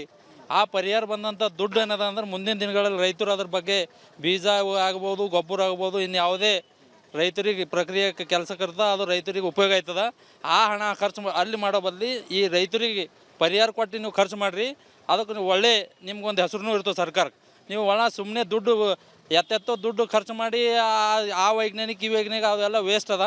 ನಾವು ರೈತರು ಏನದ ಅಂದ್ರೆ ನೀವು ಇಂಥ ಮೋಡ ಬಿತ್ತನೆಗೆ ನಮ್ಮ ನಂಬಿಕೆ ಇಲ್ಲ, ನಮ್ಮ ರೈತರಿಗಂತೂ. ಈ ಮೋಡ ಬಿತ್ತನೆ ಮಾಡ್ಲಿಕ್ಕೆ ಸಮಯ ಇಲ್ಲಲ್ಲ. ಈಗ ನೋಡ್ರಿ, ನಾವು ರಾಶಿ ಸಮಯಕ್ಕೆ ಬಂದಿದ್ದೇವೆ. ಈಗ ಬಿತ್ತ ಅಂದ್ರೆ ಹೆಂಗಾಗ್ತದೆ, ಒಂದು ಕೂಸು ಹೊಟ್ಟೆಗೆ ಮಗು 9 ತಿಂಗಳು ಬಾದ್ ಹುಡ್ತದೆ, 3 ತಿಂಗಳಿಗೆ ಅದಕ್ಕೆ ಆಪ್ರೇಷನ್ ಮಾಡಿ ತೆಗಿ ಅಂದ್ರೆ ಅದು ಜೀವ ಇರಲ್ಲ, ಅದು ಮೊಳಕೆ ಸರಿಯಾಗಿ ಹುಟ್ಟಲ್ಲ. ಹಂಗೆ ರಾಜ್ಯ ಸರ್ಕಾರ ಏನದ ಅಂದ್ರೆ ಇದು ಗಂಭೀರವಾಗಿ ಪರಿಗಣಿಸಬೇಕು. ಒಂದು ಕೂಸು 9 ತಿಂಗಳಿಗೆ ಯಾವ ರೀತಿ ಹುಡ್ತದ ಅದೇ ರೀತಿ ಹುಟ್ಟಿರೋದು ಆರೋಗ್ಯವಾಗಿರ್ತದೆ. ನಾವು ಈಗ ಸಮಯ ರೈತರ ಆಕ್ರೋಶ ಅಂತ ಹೇಳ್ಬೋದು. ಟೋಟಲಿ ಮೋಡ ಬಿತ್ತನೆಯಿಂದ ಯಾವುದೇ ಲಾಭ ರೈತರಿಗಾಗಲ್ಲ. ಅದ್ರ ಬದಲಾಗಿ ರೈತರ ಸಾಲ ಮನ್ನಾ ಮಾಡಬೇಕು, ಬರ ಪರಿಹಾರ ಕೊಡಬೇಕು. ರೈತರನ್ನ ಈಗಾಗಲೇ ಸಾಕಷ್ಟು ಒಂದು ಸಂಕಟದಲ್ಲಿದ್ದಾರೆ, ಆತ್ಮಹತ್ಯೆ ದಾರಿ ಹಿಡಿತಾ ಇದ್ದಾರೆ. ಆ ರೈತರಿಗೆ ಉಳಿಸೋಂಥ ಕೆಲಸ ರಾಜ್ಯ ಸರ್ಕಾರ ಮಾಡಬೇಕು. ಮೋಡ ಬಿತ್ತನೆಯಿಂದ ನಮಗೆ ಯಾವುದೇ ನಯ್ಯ ಪೈಸೆ ಲಾಭ ಆಗಲ್ಲ ಅಂತೇಳಿ ಬೀದರ್ ಜಿಲ್ಲೆಯ ಅನ್ನದಾತರದ್ದು ಆಕ್ರೋಶ ಆಗಿದೆ ಅಂತ ಹೇಳ್ಬೋದು. ಕ್ಯಾಮ್ರಾ ಪರ್ಸನ್ ಭರತ್ ಜೊತೆ ನಾನು ಮಲ್ಲಿಕಾರ್ಜುನ್ ಮರ್ಕಲ, ರಿಪಬ್ಲಿಕ್ ಕನ್ನಡ, ಬೀದರ್. ರೈಟ್, ರೈತರು ಏನು ಹೇಳ್ತಾ ಇದ್ದಾರೆ, ಅವರ ಅಭಿಪ್ರಾಯ ಏನು ಅನ್ನೋದನ್ನ ಗಮನಿಸಿದ್ವಿ. ಒಂದಷ್ಟು ಮಂದಿ ಈ ಮೋಡ ಬಿತ್ತನೆ ಮಾಡೋದ್ರಿಂದ ಅನುಕೂಲ ಆಗಬಹುದು ಅನ್ನೋದನ್ನ ಹೇಳ್ತಾ ಇದ್ದಾರೆ. But it's not 100%.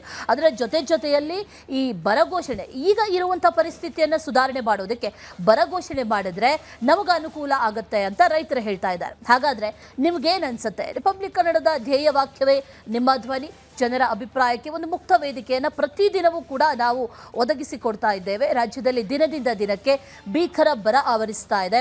ಮಳೆ ಇಲ್ಲ, ಮಳೆ ಕೊರತೆ ಒಂದು ಕಡೆ, ಜೊತೆಗೆ ಬೆಳೆದಿರುವಂತಹ ಬೆಳೆಗೂ ನೀರಿಲ್ಲದೆ ಪರದಾಡುವಂತಹ ಪರಿಸ್ಥಿತಿ, ಅದರ ಜೊತೆಯಲ್ಲಿ ಮುಂದಿನ ಬೆಳೆಗೂ ಕೂಡ ನೀರಿಲ್ಲದೆ ಇರುವಂತಹ ಪರಿಸ್ಥಿತಿ. ಹಾಗಾಗಿ ಮಳೆ ಬರುತ್ತೆ ಅಂತ ಆಕಾಶದತ್ತ ಮುಖ ಮಾಡಿ ಅನೇಕರು ಕಾಯ್ತಾ ಇದ್ದಾರೆ. ಬರ ಘೋಷಣೆ ಮಾಡ್ತಾರೆ ಅಂತ ಸರ್ಕಾರದತ್ತ ಅನೇಕರು ಮುಖ ಮಾಡಿ ಕಾಯ್ತಾ ಇದ್ದಾರೆ. ಈ ಸಂದರ್ಭದಲ್ಲಿ ಈ ಮೋಡ ಬಿತ್ತನೆ ಮಾಡೋದಕ್ಕೆ ಸರ್ಕಾರ ಮುಂದಾಗಿದೆ. ಹಾಗಾದ್ರೆ ಮೋಡ ಬಿತ್ತನೆ ಮಾಡಬೇಕಾ, ಅದರಿಂದ ಮಳೆ ಸುರಿಯುತ್ತಾ, ಅದಕ್ಕೆ ರೈತರು ಕಾಯಬೇಕಾ, ಅಥವಾ ರೈತರಿಗೆ ಇದರಿಂದ ಅನುಕೂಲ ಆಗುತ್ತಾ, ಅಥವಾ ಬರ ಘೋಷಣೆ ಮಾಡಬೇಕಾ ಅನ್ನುವಂಥ ಪ್ರಶ್ನೆ ಇವತ್ತಿನ ಪ್ರಶ್ನೆ. ಇದರ ಬಗ್ಗೆ ನಿಮ್ಮ ಅಭಿಪ್ರಾಯ ಏನು? ನೀವು ಕರೆ ಮಾಡ್ಬೋದು ಅಥವಾ ವಾಟ್ಸಪ್ನಲ್ಲೂ ಕೂಡ 1-2 ಲೈನಲ್ಲಿ ನಿಮ್ಮ ಅಭಿಪ್ರಾಯವನ್ನ ತಿಳಿಸ್ಬೋದು. ಎಸ್, ಚಿತ್ರದುರ್ಗದಿಂದ ಜಯಣ್ಣ ಅನ್ನೋರು ಕರೆ ಮಾಡಿದ್ದಾರೆ. ಜಯಣ್ಣ ಅವರೇ ನಮಸ್ಕಾರ. ನಮಸ್ಕಾರ ಸರ್. ಏನ್ ಹೇಳ್ತೀರಿ ಸರ್, ಮೋಡ ಬಿತ್ತನೆ ವರ್ಕೌಟ್ ಆಗುತ್ತೆ ಅಂತ ಹೇಳಿ ಅನ್ಸುತ್ತಾ? ಎಲ್ಲಿ ವರ್ಕೌಟ್ ಆಗುತ್ತೆ? ನೀವು ಬಿತ್ತದ ಒಂದ್ ಕಡೆ, ಅದು ಬರೋದೇ ಒಂದ್ ಕಡೆ. ಈಗ ಯಾವ ಡಿಸ್ಟಿಕ್ ಇಂದ ನೀವು ಚಾಲು ಮಾಡ್ತೀರಾ ಸರ್ ಬಿತ್ತನೆ? ಅಲ್ಲ ಸರ್? ಹೌದು ಸರ್, ಯಾವ ಡಿಸ್ಟಿಕ್ ಇಂದ ನೀವು ಫಸ್ಟ್ ಚಾಲು ಮಾಡ್ತೀರಿ ಮೋಡನೆ ಬಿತ್ತನೆ ಮಾಡೋದು? ಅದೇ ಇವಾಗ ಪ್ರಸ್ತಾಪ ಇದೆ, ಎಲ್ಲೆಲ್ಲಿ ಭೀಕರ ಬರ ಇದೆ ಸರ್. ಚಿತ್ರದುರ್ಗ ಡಿಸ್ಟಿಕ್ ಮತ್ತೆ ಮೊಳಕಾಲ್ಮೂರು ತಾಲೂಕಲ್ಲಿ, ಆ ತಾಲೂಕಲ್ಲಿ ಒಂದು ಕೆರೆ ಇಲ್ಲ, ಕುಡಿಯೋ ನೀರಿಗೂ ಹಾಹಾಕಾರ ಆಗಿದೆ. ಕುರಿ ದನಕ್ಕೆ, ಮನುಷ್ಯರ ಜಗಲಿ ಕಷ್ಟ ಆಗಿದೆ ಸರ್ ಮೊಳಕಾಲ್ಮೂರು ತಾಲೂಕು. ಯಾಕಂದ್ರೆ ಕೆರೆ ಇಲ್ಲ, ಒಂದೇ ಒಂದು ಕೆರೆ ಹುಡುಕಿದ್ರು ಸಿಗಲ್ಲ ಸರ್ ಮೊಳಕಾಲ್ಮೂರು ತಾಲೂಕಿನಲ್ಲಿ ದೊಡ್ಡ ಕೆರೆ. ಓಕೆ ಬೋರ್ ಆದ್ರೂ ನೀರ್ ಬರ್ತಾ ಇದೆ ಆ ಕಡೆ? ಬೋರ್ ಹಾಕಿದ್ರೆ 800-900 ಹಾಕಿದ್ರು ಬರಲ್ಲ ಸರ್. ಏನು ಸೊಲ್ಯೂಷನ್ ಏನು ನಿಮ್ ಪ್ರಕಾರ? ಸೊಲ್ಯೂಷನ್ ಏನು? ಮೋಡ ಬಿತ್ತನೆ ಅಲ್ಲದೆ ಇದ್ರೆ ಮಾಡಬಾರ್ದು ಅನ್ನೋದಾದ್ರೆ ವಾಟ್ ಸೊಲ್ಯೂಷನ್ ಏನು? ಏನಂದ್ರೆ ಸರ್, ಈಗ ಯಾವ ಡಿಸ್ಟಿಕ್ ಹಾಕಿದ್ರೆ ಮೋಡ ಬಿತ್ತನೆ ಮಾಡಿದ್ರೆ ಯಾವ ಡಿಸ್ಟಿಕ್ ಅಲ್ಲಿ ಬರುತ್ತಂತ ಹೇಳಕ್ಕಾಗಲ್ಲ. ಅದಕ್ಕಾಗಿ ಹಳ್ಳಿಗೆ ಸರಿಯಾಗಿ ಪಂಚಾಯತಿ ಇರುತ್ತಲ್ಲ ಸರ್, ಪಂಚಾಯತಿಗೆ ಹೋಗಿ ಖುದ್ದಾಗಿ ಅಲ್ಲಿ ಏನ್ ನಡೀತತೆ ಕುಡಿಯೋ ನೀರಿಗಾಗಿ ಆ ಜಾನುವಾರುಗಳಿಗೆ ವ್ಯವಸ್ಥೆ ಮಾಡಿಕೊಡಿ sir first. Thank you Jayanna ಅವರೇ. ಬಾಗೇಪಲ್ಲಿಯಿಂದ ಸುರೇಶ್ ಕರೆ ಮಾಡಿದ್ದಾರೆ. ಸುರೇಶ್ ಅವರೇ ನಮಸ್ತೆ. ಸರ್ಕಾರ ಈಗ ಮೋಡ ಬಿತ್ತನೆ ಮಾಡೋದಕ್ಕೆ ಮುಂದಾಗಿದೆ. ಏನು ಮಾಡಬೇಕು ಈ ಸಂದರ್ಭದಲ್ಲಿ ಸರ್ಕಾರ? ಇಂಥ ಪರಿಸ್ಥಿತಿಯನ್ನು ನಿಭಾಯಿಸೋದು ಹೇಗೆ? ಬರ ಘೋಷಣೆ ಮಾಡಿದ್ರೆ ಒಳಿತಾಗುತ್ತಾ ಅಥವಾ ಮೋಡ ಬಿತ್ತನೆ ಮಾಡಬಹುದಾ? ನಿಮ್ಗೇನು ಅನ್ಸುತ್ತೆ? ನಮ್ಗೇನಂತಂದ್ರೆ ಅದೇನಾಗ್ತದೆ ಹೇಳಕ್ಕಾಗಲ್ಲ. ಅದು ಎಲ್ಲ ಮುಖ್ಯಮಂತ್ರಿ ಎಲ್ಲ ಮಾಡ್ತಾರಲ್ಲ. ಈ ಕಾವೇರಿ ನಮ್ಗೆ ನೀರ್ ಬರಂಗೆ ಮಾಡಲ್ಲ, ಅವ್ರವರ ರಾಜಕೀಯಲ್ಲೆಲ್ಲ ಮಾಡ್ತಾರೆ. ಆಲ್ ರೈಟ್, ಧನ್ಯವಾದ ಸುರೇಶ್ ಅವರೇ ರಿಪಬ್ಲಿಕ್ ಕನ್ನಡ ಜೊತೆ ಮಾತಾಡಿದ್ದಕ್ಕೆ. ನೋಡಿ, ಸಹಜವಾಗಿ ಈ ಮೋಡ ಬಿತ್ತನೆ ಯಾವಾಗ ಮಾಡಿದ್ದಾರೆ, ಎಷ್ಟು ವರ್ಕೌಟ್ ಆಗಿದೆ ಅನ್ನೋದನ್ನು ನಾವು ಕ್ವಿಕ್ ಆಗಿ ನೋಡ್ತಾ ಹೋಗೋಣ. 2001ರಲ್ಲಿ ಉತ್ತರ ಕರ್ನಾಟಕ ಭಾಗದಲ್ಲಿ ಮೋಡ ಬಿತ್ತನೆ ನಡೆದಿತ್ತು. 2001ರಲ್ಲಿ ಅಶ್ವಿನಿ. 2003ರಲ್ಲಿ ಮೋಡ ಬಿತ್ತನೆ ಮತ್ತೆ ಆಗಿತ್ತು. 2003ರಲ್ಲಿ 2009ರಲ್ಲಿ ಮತ್ತೊಂದು ಸಲ ಇದು ಮೋಡ ಬಿತ್ತನೆ ಮಾಡಿದ್ರು. ಆದರೆ ನಿರೀಕ್ಷಿತ ಪ್ರಮಾಣದಲ್ಲಿ ಇದು ಪ್ರಯೋಜನ ಆಗಿರಲಿಲ್ಲ ಅನ್ನೋದು ಕೂಡ ಇತ್ತು. ಇನ್ನು 2009ರಲ್ಲಿ ನಾನು ಆಗಲೇ ಹೇಳಿದಾಗೆ 2017ರಲ್ಲಿ ಕರ್ನಾಟಕದ ಪ್ರಮುಖ ದೊಡ್ಡ ಮಟ್ಟದ ಯೋಜನೆ ಆಗಸ್ಟ್ 21ರಿಂದ ನವೆಂಬರ್ 7ರವರೆಗೂ ಕೂಡ ಕಾರ್ಯಾಚರಣೆ ನಡೆದಿತ್ತು. ಅದರ ಪ್ರಕಾರ ಸುಮಾರು 27.9 ಮಳೆ ಹೆಚ್ಚಳ ಆಗಿತ್ತು ಅನ್ನೋದು 2017ರಲ್ಲಿ ಸ್ವಲ್ಪ ವರ್ಕೌಟ್ ಆಗಿತ್ತು ಅಂತ ಹೇಳಿ ಅಂದಾಜಿದೆ. ಯಾವ ಪ್ರದೇಶದಲ್ಲಿ ಆಗಬೇಕು ಅಲ್ಲಾಗಿಲ್ಲ ಅನ್ನೋದು ಮತ್ತೊಂದು. 2019ರಲ್ಲಿ ಮತ್ತೆ ಮಾಡ್ತಾರೆ. ಆಗ ಜುಲೈ 25ರಿಂದ ಅಕ್ಟೋಬರ್ 6ರವರೆಗೂ ಮಾಡ್ತಾರೆ. 2 ವಿಮಾನಗಳು ಮತ್ತು 3 ಸಿ ಬ್ಯಾಂಡ್ ಡಾಪ್ಲರ್ ರಾಡರ್ಗಳನ್ನು ಬಳಸಲಾಗಿತ್ತು. ಆಗಲೂ ಕೂಡ ನಿರೀಕ್ಷಿತ ಪ್ರಮಾಣದಲ್ಲಿ ವರ್ಕೌಟ್ ಆಗಿಲ್ಲ ಅಂತಿದೆ. 2023ರಲ್ಲೂ ಕೂಡ ಮೋಡ ಬಿತ್ತನೆಯನ್ನು ಮಾಡಿದರು. ಇದು ಯಾವ್ಯಾವ ವರ್ಷದಲ್ಲಿ ಮೋಡ ಬಿತ್ತನೆ ಮಾಡಿದ್ರು ಅದರಿಂದ ಆದಂಥ ಪ್ರಯೋಜನ ಅನ್ನೋದು ಈಗ ಅಂಥದ್ದೇ ಪ್ರಸ್ತಾಪ ಇದೆ. ಎಸ್, ಮಳೆ ಬರಬೇಕು, ಮಳೆ ಇಲ್ಲ. ಮೋಡ ಬಿತ್ತನೆ ಮೂಲಕ ರೈತರಿಗೆ ಮಳೆಯಿಂದ ಕೃಷಿ ಚಟುವಟಿಕೆಗೆ ಅನುಕೂಲ ಮಾಡಬೇಕು ಅನ್ನೋದು ಸರ್ಕಾರದ ಯೋಚನೆ. ಪ್ರಭು ಅನ್ನೋರಿದ್ದಾರೆ ಸಂಪರ್ಕದಲ್ಲಿ. ಪ್ರಭು ಅವರೇ ನಮಸ್ಕಾರ. ನಮಸ್ಕಾರ. ನಮಸ್ಕಾರ ಪ್ರಭು ಅವರೇ, ಹೇಳಿ. ಮೋಡ ಬಿತ್ತನೆ ಮಾಡಬೇಕು ಅನ್ನೋದಾದರೆ, ಇದರಿಂದ ಅನುಕೂಲ ಆಗುತ್ತೆ ಅನ್ನೋದಾದರೆ ತಾವು ಇದನ್ನೆಲ್ಲ ಹೇಗೆ ನೋಡ್ತಾ ಇದ್ದೀರಿ? ಸರ್, ಮೋಡ ಬಿತ್ತನೆ ಇವಾಗ ಮಾಡಿದ್ರೆ ಏನು ಉಪಯೋಗ ಇಲ್ಲ. ಏನು ಅರ್ಧ ಮಳೆಗಾಲದ ಇದೆ, ಮುಂಗಾರು ಇದೆ, ಹೋಗ್ಬಿಟ್ಟಿದೆ. ಸರಿ. ಇವ್ರು ಮಾಡೋದು ಈಗ ಸಾಯಂಕಾಲದ ಸಬ್ ಇನ್ಸ್ಪೆಕ್ಟರ್ ಕೆಲಸ ಕೊಟ್ಟಾಗ ಆಗ್ತಿದೆ. ಏನು ಅಲ್ಲೇ ಅಂತ್ಯ ಆಗಕ್ಕೆ ಬಂತು. ಸರಿ. ಏನು ಇವಾಗ ಮೋಡ ಬಿತ್ತನೆ ಮಾಡ್ರೆ ಏನು ಉಪಯೋಗ ಇಲ್ಲ ಸರ್. ಏನ್ ಮಾಡ್ಬೇಕು? ಹಾಗಾಗಿ ರೈತರಿಗೆ ಬರ ಪರಿಹಾರ ಘೋಷಣೆ ಮಾಡಿ ಪರಿಹಾರ ವಿತರಣೆ ಮಾಡಿದ್ರೆ ಮುಂದಿನ ಬೆಳೆಗಾರರು ಅನುಕೂಲ ಮಾಡ್ಕೊಂತಾರೆ. ಹೌದು. ಯಾವ್ಯಾವ ತಾಲೂಕು, ಯಾವ ಜಿಲ್ಲೆ ಬರ ಪರಿಹಾರ ಅಥವಾ ಬರ ಪೀಡಿತ ಜಿಲ್ಲೆ ಅನ್ನೋದನ್ನು ಕೂಡ ಇನ್ನೂ ಮಾಡಿಲ್ವಲ್ಲ? ಮಾಡಿಲ್ಲ. ಇವ್ರು ಬರೀ ಹೇಳ್ತಾರಷ್ಟೇ, ಈಗ ಮೋಡ ಬಿತ್ತನೆ ಮಾಡ್ತೀನಿ, ಈಗ ಮೋಡ ಬಿತ್ತನೆ ಮಾಡ್ತೀನಿ ಅಂತ. ಮೋಡ ಬಿತ್ತನೆ ಮಾಡೋದ್ರಲ್ಲೇ ಬೇಸಿಗೆ ಬಂದೋಗುತ್ತೆ. ಏನು ಇವ್ರು ಇವಾಗ ಮಾಡಿ ಏನು ಉಪಯೋಗ? ಯಾವ ಡ್ಯಾಮ್ಗಳಿಗೂ ನೀರಿಲ್ಲ. ಕರೆಕ್ಟ್. ನಿಮ್ ಶಿವಮೊಗ್ಗದಲ್ಲಿ ಒಳ್ಳೆ ಮಳೆ ನೀರಿಲ್ಲ. ದನ ಕರುಗಳು ಈಗ ಗೂಳೆ ಹೋಗೋ ಸಂದರ್ಭ ಬಂದಿದೆ. ಪ್ರಭು ಅವರೇ, ನಿಮ್ ಶಿವಮೊಗ್ಗ, ಮಲೆನಾಡು ಆ ಕಡೆ ಎಲ್ಲ ಒಳ್ಳೆ ಮಳೆ ಆಗಿರ್ಬೇಕಲ್ಲ ಈ ಸಲ? ಮಲೆನಾಡು ಭಾಗದಲ್ಲೇನೆ ಕುಂಠಿತ ಆಗಿದೆ ಈ ಸತಿ. ಏನೋ ಸರಿ ಸರಿ ಸರಿ. ಅಂತ ಅಧಿಕ ಮಳೆ ಇಲ್ಲ. ಅವಾಗಿನ ಮಳೆಗೂ ಈಗಿನ ಮಳೆಗೂ ಸುಮ್ನೆ ಮೋಡ ಕವಿದ ವಾತಾವರಣ. ಸರಿ ಸರಿ ಸರಿ. ಶೀತದ ಗಾಳಿ ಬೀಸುತ್ತಷ್ಟೇ. ಏನು ಕೆರೆಗಳಲ್ಲಿ ನೀರಿಲ್ಲ. ಸರಿ ಸರಿ ಸರಿ. ಥ್ಯಾಂಕ್ ಯು ಪ್ರಭು ಅವರೇ, ನಮ್ಮ ಜೊತೆಲಿ ತಾವು ಮಾತಾಡಿದ್ದಕ್ಕೆ. ಕೋಲಾರದಿಂದ ಶ್ರೀನಿವಾಸ್ ಅವರು ಕರೆ ಮಾಡಿದ್ದಾರೆ. ಶ್ರೀನಿವಾಸ್ ಅವರೇ ನಮಸ್ತೆ. ಈಗ ಸರ್ಕಾರ ಮೋಡ ಬಿತ್ತನೆ ಮಾಡೋದಕ್ಕೆ ಹೊರಟಿದೆ, ಏನ್ ಮಾಡ್ಬೇಕು ಈ ಸಂದರ್ಭದಲ್ಲಿ ಸರ್ಕಾರ? ಮೇಡಮ್, ಮೋಡ ಬಿತ್ತನೆ ಅನ್ನೋದು ಡೂಪ್, ಅದು ರಾಜಕೀಯದವ್ರು ಮಾಡ್ಕೊಳ್ತಾ ಇರೋದು. ಮೋಡ ಬಿತ್ತನೆ ಆಕಾಶಕ್ಕೆ ಹೋಗಿ ಮೋಡ ಬಿತ್ತನೆ ಮಾಡಿ ಅವ್ರು ಕೊಡ್ತಾರೆ ಮೇಡಮ್. ಸುಮ್ನೆ ಇವೆಲ್ಲ ಹೇಳೋದು ಬರ ಪರಿಹಾರ ಅಂತಾರೆ. ಬರಕ್ಕೆ ದುಡ್ಡು ಸ್ಯಾಂಕ್ಷನ್ ಮಾಡ್ತಾರೆ. ಒಬ್ಬ ರೈತನಿಗೆ, ಒಬ್ಬ ಬಡವನಿಗೆ ದುಡ್ಡು ಸೇರಲ್ಲ ಮೇಡಮ್. ಇದು ಅನ್ಯಾಯ ಮೇಡಮ್, ಅನ್ಯಾಯ. ಗಿಮಿಕ್ಗಳು ಸರ್ಕಾರ, ಯಾವುದೇ ಸರ್ಕಾರ ಬರಲಿ ಇವೆಲ್ಲ ಗಿಮಿಕ್ ಮಾಡ್ತಾರೆ. ಬಡವರಿಗೆ ಒಂದೂನು ಸೇರೋದಿಲ್ಲ. ಇದನ್ನ ಒಪ್ಪಲ್ಲ ಮೇಡಮ್ ನಾವು. ಮೋಸ ಮೇಡಮ್. ಬೇಡ ಅಂತೀರಿ. ಆಲ್ ರೈಟ್ ಶ್ರೀನಿವಾಸ್ ಅವರೇ, ಧನ್ಯವಾದ ಕರೆ ಮಾಡಿ ಮಾತಾಡಿದ. ಚಿಕ್ಕಬಳ್ಳಾಪುರದಿಂದ ಕೋಟೇಶ್ವರಪ್ಪ ಅವರನ್ನವರು ಕರೆ ಮಾಡಿದ್ದಾರೆ. ನಮಸ್ಕಾರ ಕೋಟೇಶ್ವರಪ್ಪ ಅವರೇ. ಸರ್ ನಮಸ್ಕಾರ. ದುಡ್ಡು ಮಾಡೋ ಕೆಲಸ ಸರ್, ಮೋಡ ಬಿತ್ತನೆ. ಅವರು ಇವಾಗ 2 ಕೋಟಿ ಕೂಡ ಖರ್ಚು ಮಾಡಲ್ಲ ಇರೋದು.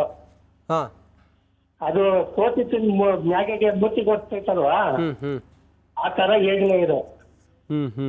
ಅದರಿಂದ ಬರೆಯ ಪರಿಹಾರ ಕೊಡ್ಬೇಕೆ ಹೊರತು ಇದೆಲ್ಲ ಏನು ಪ್ರಯೋಜನ ಇಲ್ಲ ಇದು. ಯಾಕಂದ್ರೆ ಮೊದ್ಲೆಲ್ಲ ಮಾಡಿದರೆ ಫೇಲ್ಯೂರ್ ಆಗಿದೆ. ಹೌದು ಹೌದು. ಇದು ದುಡ್ಡು ಮಾಡೋ ಕೆಲಸ ಸರ್ ಅವ್ರಿಗೆ. 27 ಕೋಟಿ 60 ದಿನಕ್ಕೆ ಸರ್. ಅದು ಪ್ರಯೋಜನ ಇಲ್ಲ. ಅದು ಇವಾಗ ಮಾಡಿರೋ ಆಗೋದಿಲ್ಲ ಸರ್. ಇವು ಶುರು ಫುಲ್ ಮಾಡೋ ಬರುತ್ತೆ, ಮಳೆನೇ ಬರಲ್ಲ. ದುಡ್ಡು ಮಾಡೋ ಕೆಲಸ ಅಷ್ಟೇ ಇದು. ಹಂಗಂತೀರಾ? ಅದರಿಂದ ಬರ ಪರಿಹಾರ ಏನಿದೆ 50,000 ಎಕರೆಗೆ ಕೊಡೋದು ಒಳ್ಳೇದಿದೆ. ಅದೆಲ್ಲ ಇರೋದು ಮಾಡ್ಕೊಂಡು ಜೀವನ ಮಾಡ್ಕೊಂತಾರೆ ರೈತರು. ನೋಡೋಣ. ಬಿಸ್ನೆಸ್ ಮಾಡ್ಕೊಂಡಿದ್ದಾರೆ ಸರ್ ಅದು ಇವರು ಸರ್ಕಾರದವರು. ಎಸ್ ಸರ್, ಥ್ಯಾಂಕ್ ಯು ನಮ್ಮ ಜೊತೆಲಿ ತಾವು ಮಾತಾಡಿದ್ದಕ್ಕೆ. ಬಹುತೇಕ ಅಶ್ವಿನಿ, ರೈತರೆಲ್ಲ ಅವರಿಗೊಂದು ಆಶಾ ಭಾವನೆ ಇಲ್ಲ. ಕೆಲವು ಕಡೆಗಳಲ್ಲಿ, ಕಲಬುರಗಿ ಆ ಕಡೆಗಳಲ್ಲಿ ರೈತರು ಹೇಳ್ತಾ ಇದ್ದಾರೆ ಬಿಟ್ಟರೆ, ಮೋಡ ಬಿತ್ತನೆ ಆಗಬೇಕು, ನಮ್ಗೆ ಅನುಕೂಲ ಆಗಬೇಕು ಅಂತೇಳಿ ಹೇಳ್ತಾ ಇದ್ದಾರೆ ಬಿಟ್ಟರೆ, ಕಾಲ್ ಮಾಡಿದಂಥ ಬಹುತೇಕ ಜನ ಇದರಿಂದ ಪ್ರಯೋಜನ ಆಗೋದಿಲ್ಲ. ಇದು ಬಹುಶಃ ನಮ್ಮ ಕಣ್ಣೊರೆಸುವಂಥ ತಂತ್ರ ಹೊರತಾಗಿ ಬೇರೆ ಯಾವುದೂ ಇಲ್ಲ. ರೈತರು ಕೇಳ್ತಿರೋದು ನಮ್ಮ ಜಿಲ್ಲೆ, ನಮ್ಮ ತಾಲೂಕನ್ನು ಬರಪೀಡಿತ ಜಿಲ್ಲೆ ಅಂಥೇಳಿ ಘೋಷಣೆ ಮಾಡಿ, ನಮಗೇನಾದರೂ ಎಕರೆಗೆ ಬೆಳೆ ಹಾನಿಯಾಗಿದೆ, ನಾವು ಇನ್ನು ಬಿತ್ತನೆ ಮಾಡಿಲ್ಲ ಅಥವಾ ಕೃಷಿ ಚಟುವಟಿಕೆಗಳು ಹಳ್ಳ ಹಿಡಿದಿದೆ, ಬರ ಪರಿಹಾರ ಕೊಡಿ, ಕೇಂದ್ರದಿಂದ ಅನುದಾನವನ್ನು ತರಿಸ್ಕೊಡಿ ಅಂಥೇಳಿ ಕೇಳ್ತಾ ಇದ್ದಾರೆ. ಆದರೆ ಸರ್ಕಾರ ಇಂಥದ್ದೊಂದು ಆಲೋಚನೆಯಲ್ಲಿ ಇದೆ. ಬಹುಶಃ ಇದು ಮುಂದುವರೆದು ಏನಾದರೂ ಮೋಡ ಬಿತ್ತನೆ ಆದರೆ ರೈತರಿಗೆ ಮಳೆ ಬಂದು ಅವರಿಗೆ ಕೃಷಿ ಚಟುವಟಿಕೆಗಳಿಗೆ ಅನುಕೂಲ ಆಗುತ್ತೆ ಅನ್ನೋದನ್ನು ಕಾದು ನೋಡಬೇಕು. ನೋಡುವ, ಸರ್ಕಾರ ಇಂಥದ್ದೊಂದು ಪ್ರಸ್ತಾಪ ಮುಂದಿಟ್ಟಿದೆ. ಬೆಂಗಳೂರಿನ ಶ್ವಾಸಕೋಶ ಅಂತ ಕರಿತೀವಿ ಈ ಉಳ್ಕೊಂಡಿರುವಂಥ ಒಂದಷ್ಟು ಕಬ್ಬನ್ ಪಾರ್ಕ್, ಲಾಲ್ ಬಾಗ್ಗಳನ್ನ. ಆದರೆ ಅದು ಕೂಡ ಮುಂದಿನ ದಿನಗಳಲ್ಲಿ ಇರುತ್ತೋ ಇಲ್ಲವೋ ಅನ್ನುವಂಥ ಪ್ರಶ್ನೆ ಈಗ ಕಾಡ್ತಾ ಇದೆ. ಯಾಕಂದರೆ ಸರ್ಕಾರ ಇಂಥದ್ದೊಂದು ಯೋಜನೆಯನ್ನು ಮಾಡಿಕೊಂಡಿದೆ, ಅದಕ್ಕೆ ಬೇಕಾಗಿರುವಂಥ ಒಪ್ಪಿಗೆಯನ್ನು, ಅನುಮೋದನೆಯನ್ನು ಸಚಿವ ಸಂಪುಟ ಸಭೆಯಲ್ಲೂ ಕೂಡ ಪಡೆದಿದ್ದಾಗಿದೆ. ಹಾಗಾದರೆ ಮುಂದೇನಾಗುತ್ತೆ ಅನ್ನುವಂಥ ಒಂದಷ್ಟು ಪ್ರಶ್ನೆ, ಆತಂಕಗಳು ಈಗ ಕಾಡ್ತಾ ಇದೆ. ಈಗಾಗಲೇ ಸಾಕಷ್ಟು ವಿರೋಧಗಳಿದ್ವು. ಈ ಸುರಂಗ ಯೋಜನೆ ಬೇಡ ಅನ್ನುವಂಥ ನಿಟ್ಟಿನಲ್ಲಿ, ವಾಹನ ದಟ್ಟಣೆಯನ್ನು ಕಡಿಮೆ ಮಾಡಬೇಕು ಅನ್ನುವಂಥ ನಿಟ್ಟಿನಲ್ಲಿ ಸರ್ಕಾರ ತಂದಿರುವಂಥ ಯೋಜನೆ ಇದೆ. ವಿರೋಧದ ಮಧ್ಯೆಯೂ ಕೂಡ ಈಗ ಬೆಂಗಳೂರಿನ ಆಮ್ಲಜನಕ ಟ್ಯಾಂಕ್ಗೆ ಸರ್ಕಾರ ಕೈ ಹಾಕ್ತಾ ಹಾಗಾದ್ರೆ ಅನ್ನೋ ಪ್ರಶ್ನೆ. ಲಾಲ್ಬಾಗ್ ಕಬ್ಬನ್ ಪಾರ್ಕ್ಗೂ ಕೂಡ ಹಾಗಾದ್ರೆ ಸಂಕಷ್ಟ ಎದುರಾಯ್ತಾ? ಸಾಕಷ್ಟು ವಿರೋಧಗಳು, ಸಾಕಷ್ಟು ಚಳವಳಿಗಳು, ಧರಣಿಗಳು ನಡೆದವು. ಅದರ ಮಧ್ಯೆಯೂ ಕೂಡ ಈಗ ಲಾಲ್ಬಾಗ್ಗೆ ಹಾಗಾದ್ರೆ ಸುರಂಗ ನುಗ್ಗುತ್ತಾ ಅನ್ನೋ ಪ್ರಶ್ನೆ ಇದೆ. ಗಾರ್ಡನ್ ಸಿಟಿ ಅನ್ವರ್ಥಕ್ಕೆ ಮಹಾ ಪ್ರಮಾದ ಕಾದಿದ್ಯಾ? ಪಾರ್ಕ್ಗಳ ಸಂರಕ್ಷಣೆ ತಿದ್ದುಪಡಿ ಕಾಯ್ದೆಗೆ ಈಗ ಅನುಮೋದನೆಯನ್ನ ನೀಡಲಾಗಿದೆ. 1975ರ ಕಾಯ್ದೆ ತಿದ್ದುಪಡಿಗೆ ಸಚಿವ ಸಂಪುಟ ಸಭೆ ಒಪ್ಪಿಗೆಯನ್ನ ಕೊಟ್ಟಿದೆ. ಈ ತಿದ್ದುಪಡಿ ಆಗಿದ್ದೇ ಆದಲ್ಲಿ ಈಗಾಗಲೇ ಇರುವಂತಹ ಅಲ್ಪ ಸ್ವಲ್ಪ ಪಾರ್ಕ್ಗಳು, ಮರಗಳು ಅದನ್ನು ಕೂಡ ಕಳ್ಕೊಳ್ಬೇಕಾದಂತಹ ಪರಿಸ್ಥಿತಿ ಎದುರಾಗಬಹುದು ಅನ್ನುವಂಥ ಆತಂಕ. ಸರ್ಕಾರಿ ಪಾರ್ಕ್ಗಳ ಸಂರಕ್ಷಣೆ ತಿದ್ದುಪಡಿ ಬಿಲ್ಗೆ ಒಪ್ಪಿಗೆ. ಪಾರ್ಕ್ಗಳ 5% ಜಾಗ ಸಾರ್ವಜನಿಕ ಉದ್ದೇಶಕ್ಕೆ ಬಳಕೆ ಮಾಡುವಂಥ ತಿದ್ದುಪಡಿ ಇದು. ಸಿಎಂ ಡಿ ಕೆ ಶಿವಕುಮಾರ್ ಸಚಿವ ಸಂಪುಟ ಸಮಿತಿಗೆ ಭಾರೀ ಆಕ್ರೋಶ ವ್ಯಕ್ತವಾಗ್ತಾ ಇದೆ ಜನಸಾಮಾನ್ಯರ ವಲಯದಲ್ಲಿ. ಪಾರ್ಕ್ ಜಾಗವನ್ನು ಜನಬಳಕೆಗೆ ಬಳಸುವುದಕ್ಕೆ ನಿರ್ಧಾರ ಮಾಡಿರೋದು. 5% ಜಾಗವನ್ನು ಮೂಲಸೌಕರ್ಯಕ್ಕೆ ಬಳಸುವಂಥ ಅವಕಾಶ, ರಸ್ತೆ ಸುರಂಗ ನಿರ್ಮಾಣಕ್ಕೆ ಬಳಸಲು ಬಿಲ್ನಲ್ಲಿ ಅವಕಾಶ ಇದೆ. ಸಿಎಂ ಡಿ ಕೆ ಸಂಪುಟದ ನಿರ್ಧಾರದ ಬಗ್ಗೆ ತೀವ್ರ ವಿರೋಧ ವ್ಯಕ್ತವಾಗ್ತಾ ಇದೆ. ವಾರ್ಡ್ಗಿರೋ ಒಂದು ಪಾರ್ಕ್ ನಿರ್ನಾಮ ಆಗತ್ತಾ ಅನ್ನೋದು ಸಹಜವಾಗಿ ಪ್ರಶ್ನೆ. ಇದು ತಿದ್ದುಪಡಿ ಬಿಲ್ ಜಾರಿಯಾದರೆ ಗ್ರೀನ್ ಸಿಟಿಗೆ ಸಂಚಕಾರ ಎದುರಾಗುತ್ತೆ. ಬೆಂಗಳೂರಿಗರಿಗೆ ಹಸಿರು ಹೋದರೆ ಉಸಿರುಗಟ್ಟುವ ಆತಂಕ. ಸರ್ಕಾರಿ ಪಾರ್ಕ್ಗಳ ಸಂರಕ್ಷಣೆ ತಿದ್ದುಪಡಿ ಬಿಲ್ಗೆ ಒಪ್ಪಿಗೆಯನ್ನು ಕೊಟ್ಟಿರೋದು ಈಗ ಸಾರ್ವಜನಿಕ ವಲಯದಲ್ಲಿ ಆತಂಕಕ್ಕೆ ಕಾರಣವಾಗಿದೆ. ಬೆಂಗಳೂರಿನ ಜನ ಏನಾದರೂ ಅಲ್ಪ ಸ್ವಲ್ಪ ಆರೋಗ್ಯವಾಗಿದ್ದಾರೆ ಅಂತ ಹೇಳಿದರೆ ಅದಕ್ಕೆ ಕಾರಣವೇ ಬೆಂಗಳೂರಿನಲ್ಲಿ ಆವರಿಸ್ಕೊಂಡಿರುವಂಥ ಅಲ್ಲಲ್ಲಿ ಇರುವಂಥ ಪಾರ್ಕ್ಗಳು ಮತ್ತು ಈ ಗಾರ್ಡನ್ಗಳು ಅಥವಾ ಈ ರೀತಿ ಹಸಿರು ವಾತಾವರಣ, ಮರಗಿಡಗಳು. ಅವುಗಳಿಗೆ ಈಗ ಸಂಚಕಾರ ಬಂದರೆ ಮುಂದೆ ಹೇಗೆ ಜನ ಬದುಕೋದು ಬೆಂಗಳೂರಿನಲ್ಲಿ ಅನ್ನೋದೇ ಈಗಿರುವಂಥ ಪ್ರಶ್ನೆ. ಮಳೆಯಂತೂ ಸಂಪೂರ್ಣವಾಗಿ ಬೆಂಗಳೂರಿನಿಂದ ಮುನ್ಸ್ಕೊಂಡು ದೂರ ಹೋಗಿಬಿಟ್ಟಿದೆ. ಕೆರೆಗಳ ಸರ್ವನಾಶ ಆಗಿದೆ. ಇರೋ ಬರೋ ಪಾರ್ಕ್ಗಳನ್ನು ಹಿಂಗೆ ಮಾಡಿದರೆ ಮುಂದೇನು ಅಂಥೇಳಿ ನಾವಲ್ಲ, ಜನಸಾಮಾನ್ಯರು ಹೇಳ್ತಾ ಇದ್ದಾರೆ. ಸತ್ತರ್ ಲಾಲ್ಬಾಗ್ನಿಂದ ಒಂದು ಪ್ರತ್ಯಕ್ಷ ವರದಿ ನೀಡಿದ್ದಾರೆ, ಡೀಟೇಲ್ ಆಗಿ ಮಾತಾಡಿದ್ದಾರೆ ಕೂಡ. ಏನು ಅಂತ ಅನ್ನೋದ್ರ ಬಗ್ಗೆ ನೋಡೋಣ ಬನ್ನಿ. ಲಾಲ್ಬಾಗ್ ಸೇರಿದಂತೆ ಬೆಂಗಳೂರಿನ ಪ್ರಮುಖ ಉದ್ಯಾನವನಗಳ 5% ಜಾಗವನ್ನು ಅನ್ಯ ಬಳಕೆಗೆ, ಅದರ ಮೂಲಸೌಕರ್ಯಕ್ಕೋಸ್ಕರ ಮೀಸಲಿಡುವಂತೆ ಈಗಾಗಲೇ ಈ ಒಂದು ವಿಚಾರ ಈಗಾಗಲೇ ಸಚಿವ ಸಂಪುಟ ಕೂಡ ಅನುಮೋದನೆ ಕೊಟ್ಟಿದೆ. ಅಂದರೆ 1975ರ ಉದ್ಯಾನವನ ಆ ಒಂದು ಕಾಯ್ದೆಗೆ ಇದೀಗ ತಿದ್ದುಪಡಿ ತಂದಿರುವಂಥದ್ದು. ಈ ಬೆನ್ನಲ್ಲೇ ಒಂದಿಷ್ಟು ಜನರು ಅಸಮಾಧಾನ ಕೂಡ ಹೊರಾಗ್ತಾ ಇದ್ದಾರೆ. ಯಾಕಂದರೆ ಲಾಲ್ಬಾಗ್ ಆಗಿರ್ಬೋದು, ಇದು ಪ್ರತಿಷ್ಠೆ ಅನ್ನೋದಕ್ಕಿಂತ ಇದು ಬೆಂಗಳೂರಿನ ಗಾರ್ಡನ್ ಸಿಟಿ. ಇಂತಹ ಗಾರ್ಡನ್ ಸಿಟಿಯಲ್ಲಿ ಇತ್ತೀಚೆಗೆ ಪಾರ್ಕ್ಗಳೇ ಕಡಿಮೆ ಆಗಿದೆ. ಅಂಥದ್ರಲ್ಲಿ ಇರುವಂತಹ ಪಾರ್ಕ್ನ ಜಾಗವನ್ನು 5% ಮೂಲಸೌಕರ್ಯ, ರಸ್ತೆ ಇನ್ನಿತರ ಕೆಲಸಕ್ಕೆ ಬಳಕೆ ಮಾಡಬೇಕು ಅಂದರೆ ಇದು ಸರಿಯಲ್ಲ. ಇದರಿಂದ ಹಸಿರ ಹೊದಿಕೆಗೆ ತೊಂದರೆ ಆಗುತ್ತೆ ಅನ್ನೋ ಅಭಿಪ್ರಾಯವನ್ನು ಕೂಡ ಇಲ್ಲಿರುವಂತಹ ಜನರು ವ್ಯಕ್ತಪಡಿಸ್ತಾ ಇರುವಂಥದ್ದು. ಲಾಲ್ಬಾಗ್ ಅಂದರೆ ಗೊತ್ತಿರ್ಬೋದು ನಿಮಗೆ, ದೊಡ್ಡ ಮಟ್ಟದಲ್ಲಿ ಜನರು ಬೆಳಗ್ಗೆ ಆಗಿರ್ಬೋದು, ಸಂಜೆ ಹೊತ್ತಲ್ಲಿ ವಾಕಿಂಗ್ ಇನ್ನಿತರ ಕೆಲಸಕ್ಕೆ ಇದನ್ನು ಬಳಕೆ ಮಾಡ್ತಾರೆ. ಇಂತಹ ಲಾಲ್ಬಾಗ್ನ ಉಳಿವಿಗಾಗಿ ಈ ಹಿಂದೆ ಕೂಡ ದೊಡ್ಡ ಮಟ್ಟದಲ್ಲಿ ಹೋರಾಟವನ್ನು ಮಾಡಿತ್ತು. ಬಟ್ ಸರ್ಕಾರ ಇದೀಗ ಸರ್ಕಾರಿ ಉದ್ಯಾನವನಗಳ ಸಂರಕ್ಷಣಾ ಕಾಯ್ದೆ 1975ಕ್ಕೆ ತಿದ್ದುಪಡಿ ತಂದಿರುವಂಥದ್ದು.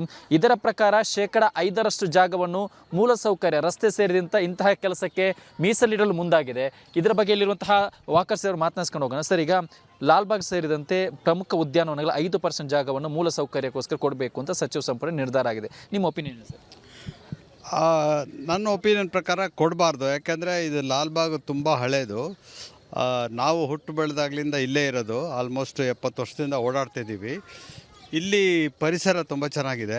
ಆಮೇಲೆ ಒಳ್ಳೆ ಗಾಳಿ ಬೆಳಕು ಇದೆ. ಇದನ್ನೆಲ್ಲ ಕಾಂಕ್ರೀಟ್ ಜಂಗಲ್ ಮಾಡಿದ್ರೆ ಎಲ್ಲ ಬ್ಯೂಟಿನ ಹೊಟ್ಟೋಗುತ್ತೆ. Secondly, this is meant only for walking, ಗಾಳಿ ಸೇವನೆಗೋಸ್ಕರ.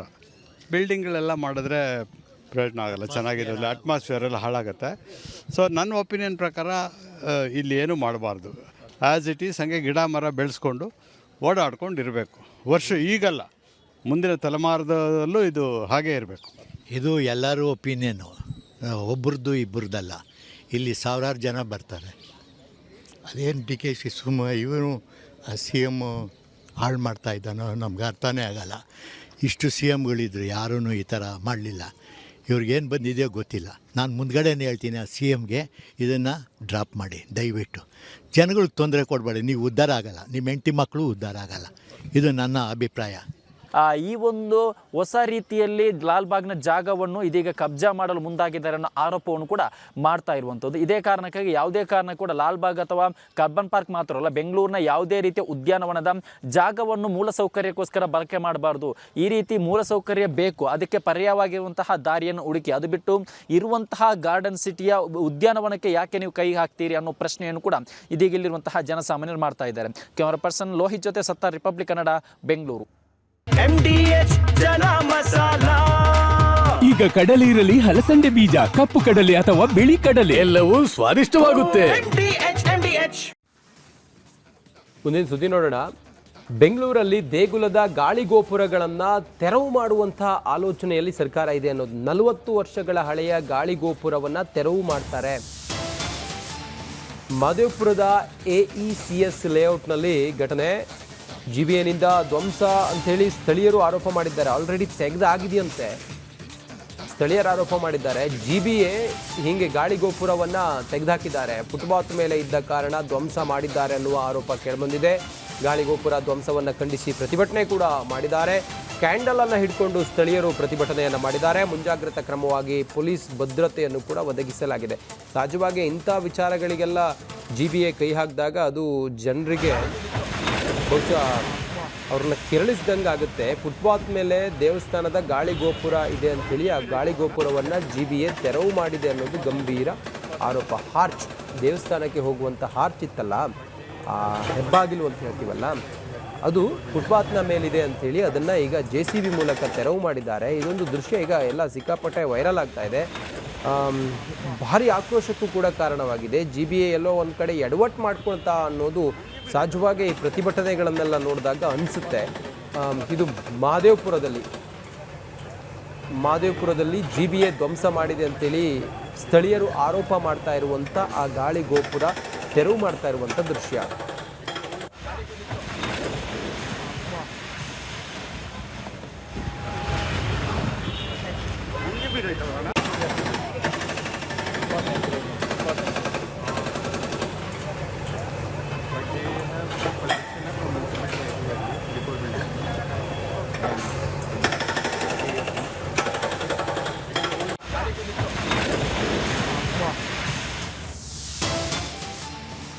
ಆಪರೇಷನ್ ಫುಟ್ಪಾತ್ ಹೆಸರಿನಲ್ಲಿ ಗೋಪುರವನ್ನ ಧ್ವಂಸ ಮಾಡಿದ್ದಾರೆ.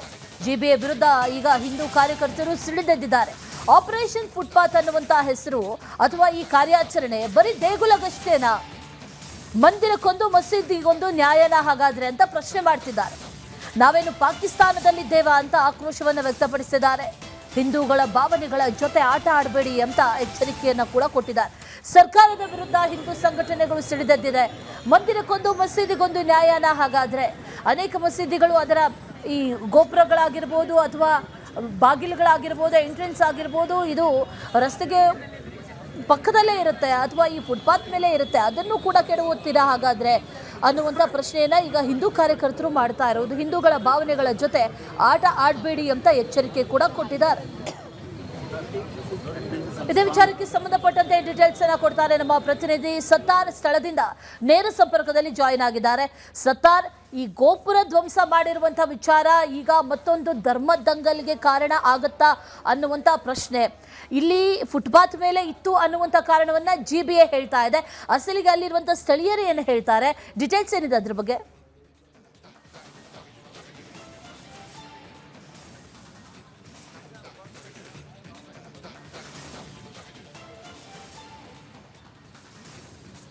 ಅಶ್ವಿನಿ, ಈ ಒಂದು ಮಹದೇವಪುರ ವಿಧಾನಸಭಾ ಕ್ಷೇತ್ರದ AS ಲೇಔಟ್ನ ಅಂದರೆ HL ಪೊಲೀಸ್ ಠಾಣಾ ವ್ಯಾಪ್ತಿಯಲ್ಲಿ ಈ ಒಂದು ಘಟನೆ ನಡೆದಿರುವಂಥದ್ದು. ನಿಮಗೆ ಮೊದಲಿಗೆ ಆ ದೃಶ್ಯವನ್ನು ತೋರಿಸ್ತಾ ಹೋಗ್ತೀನಿ.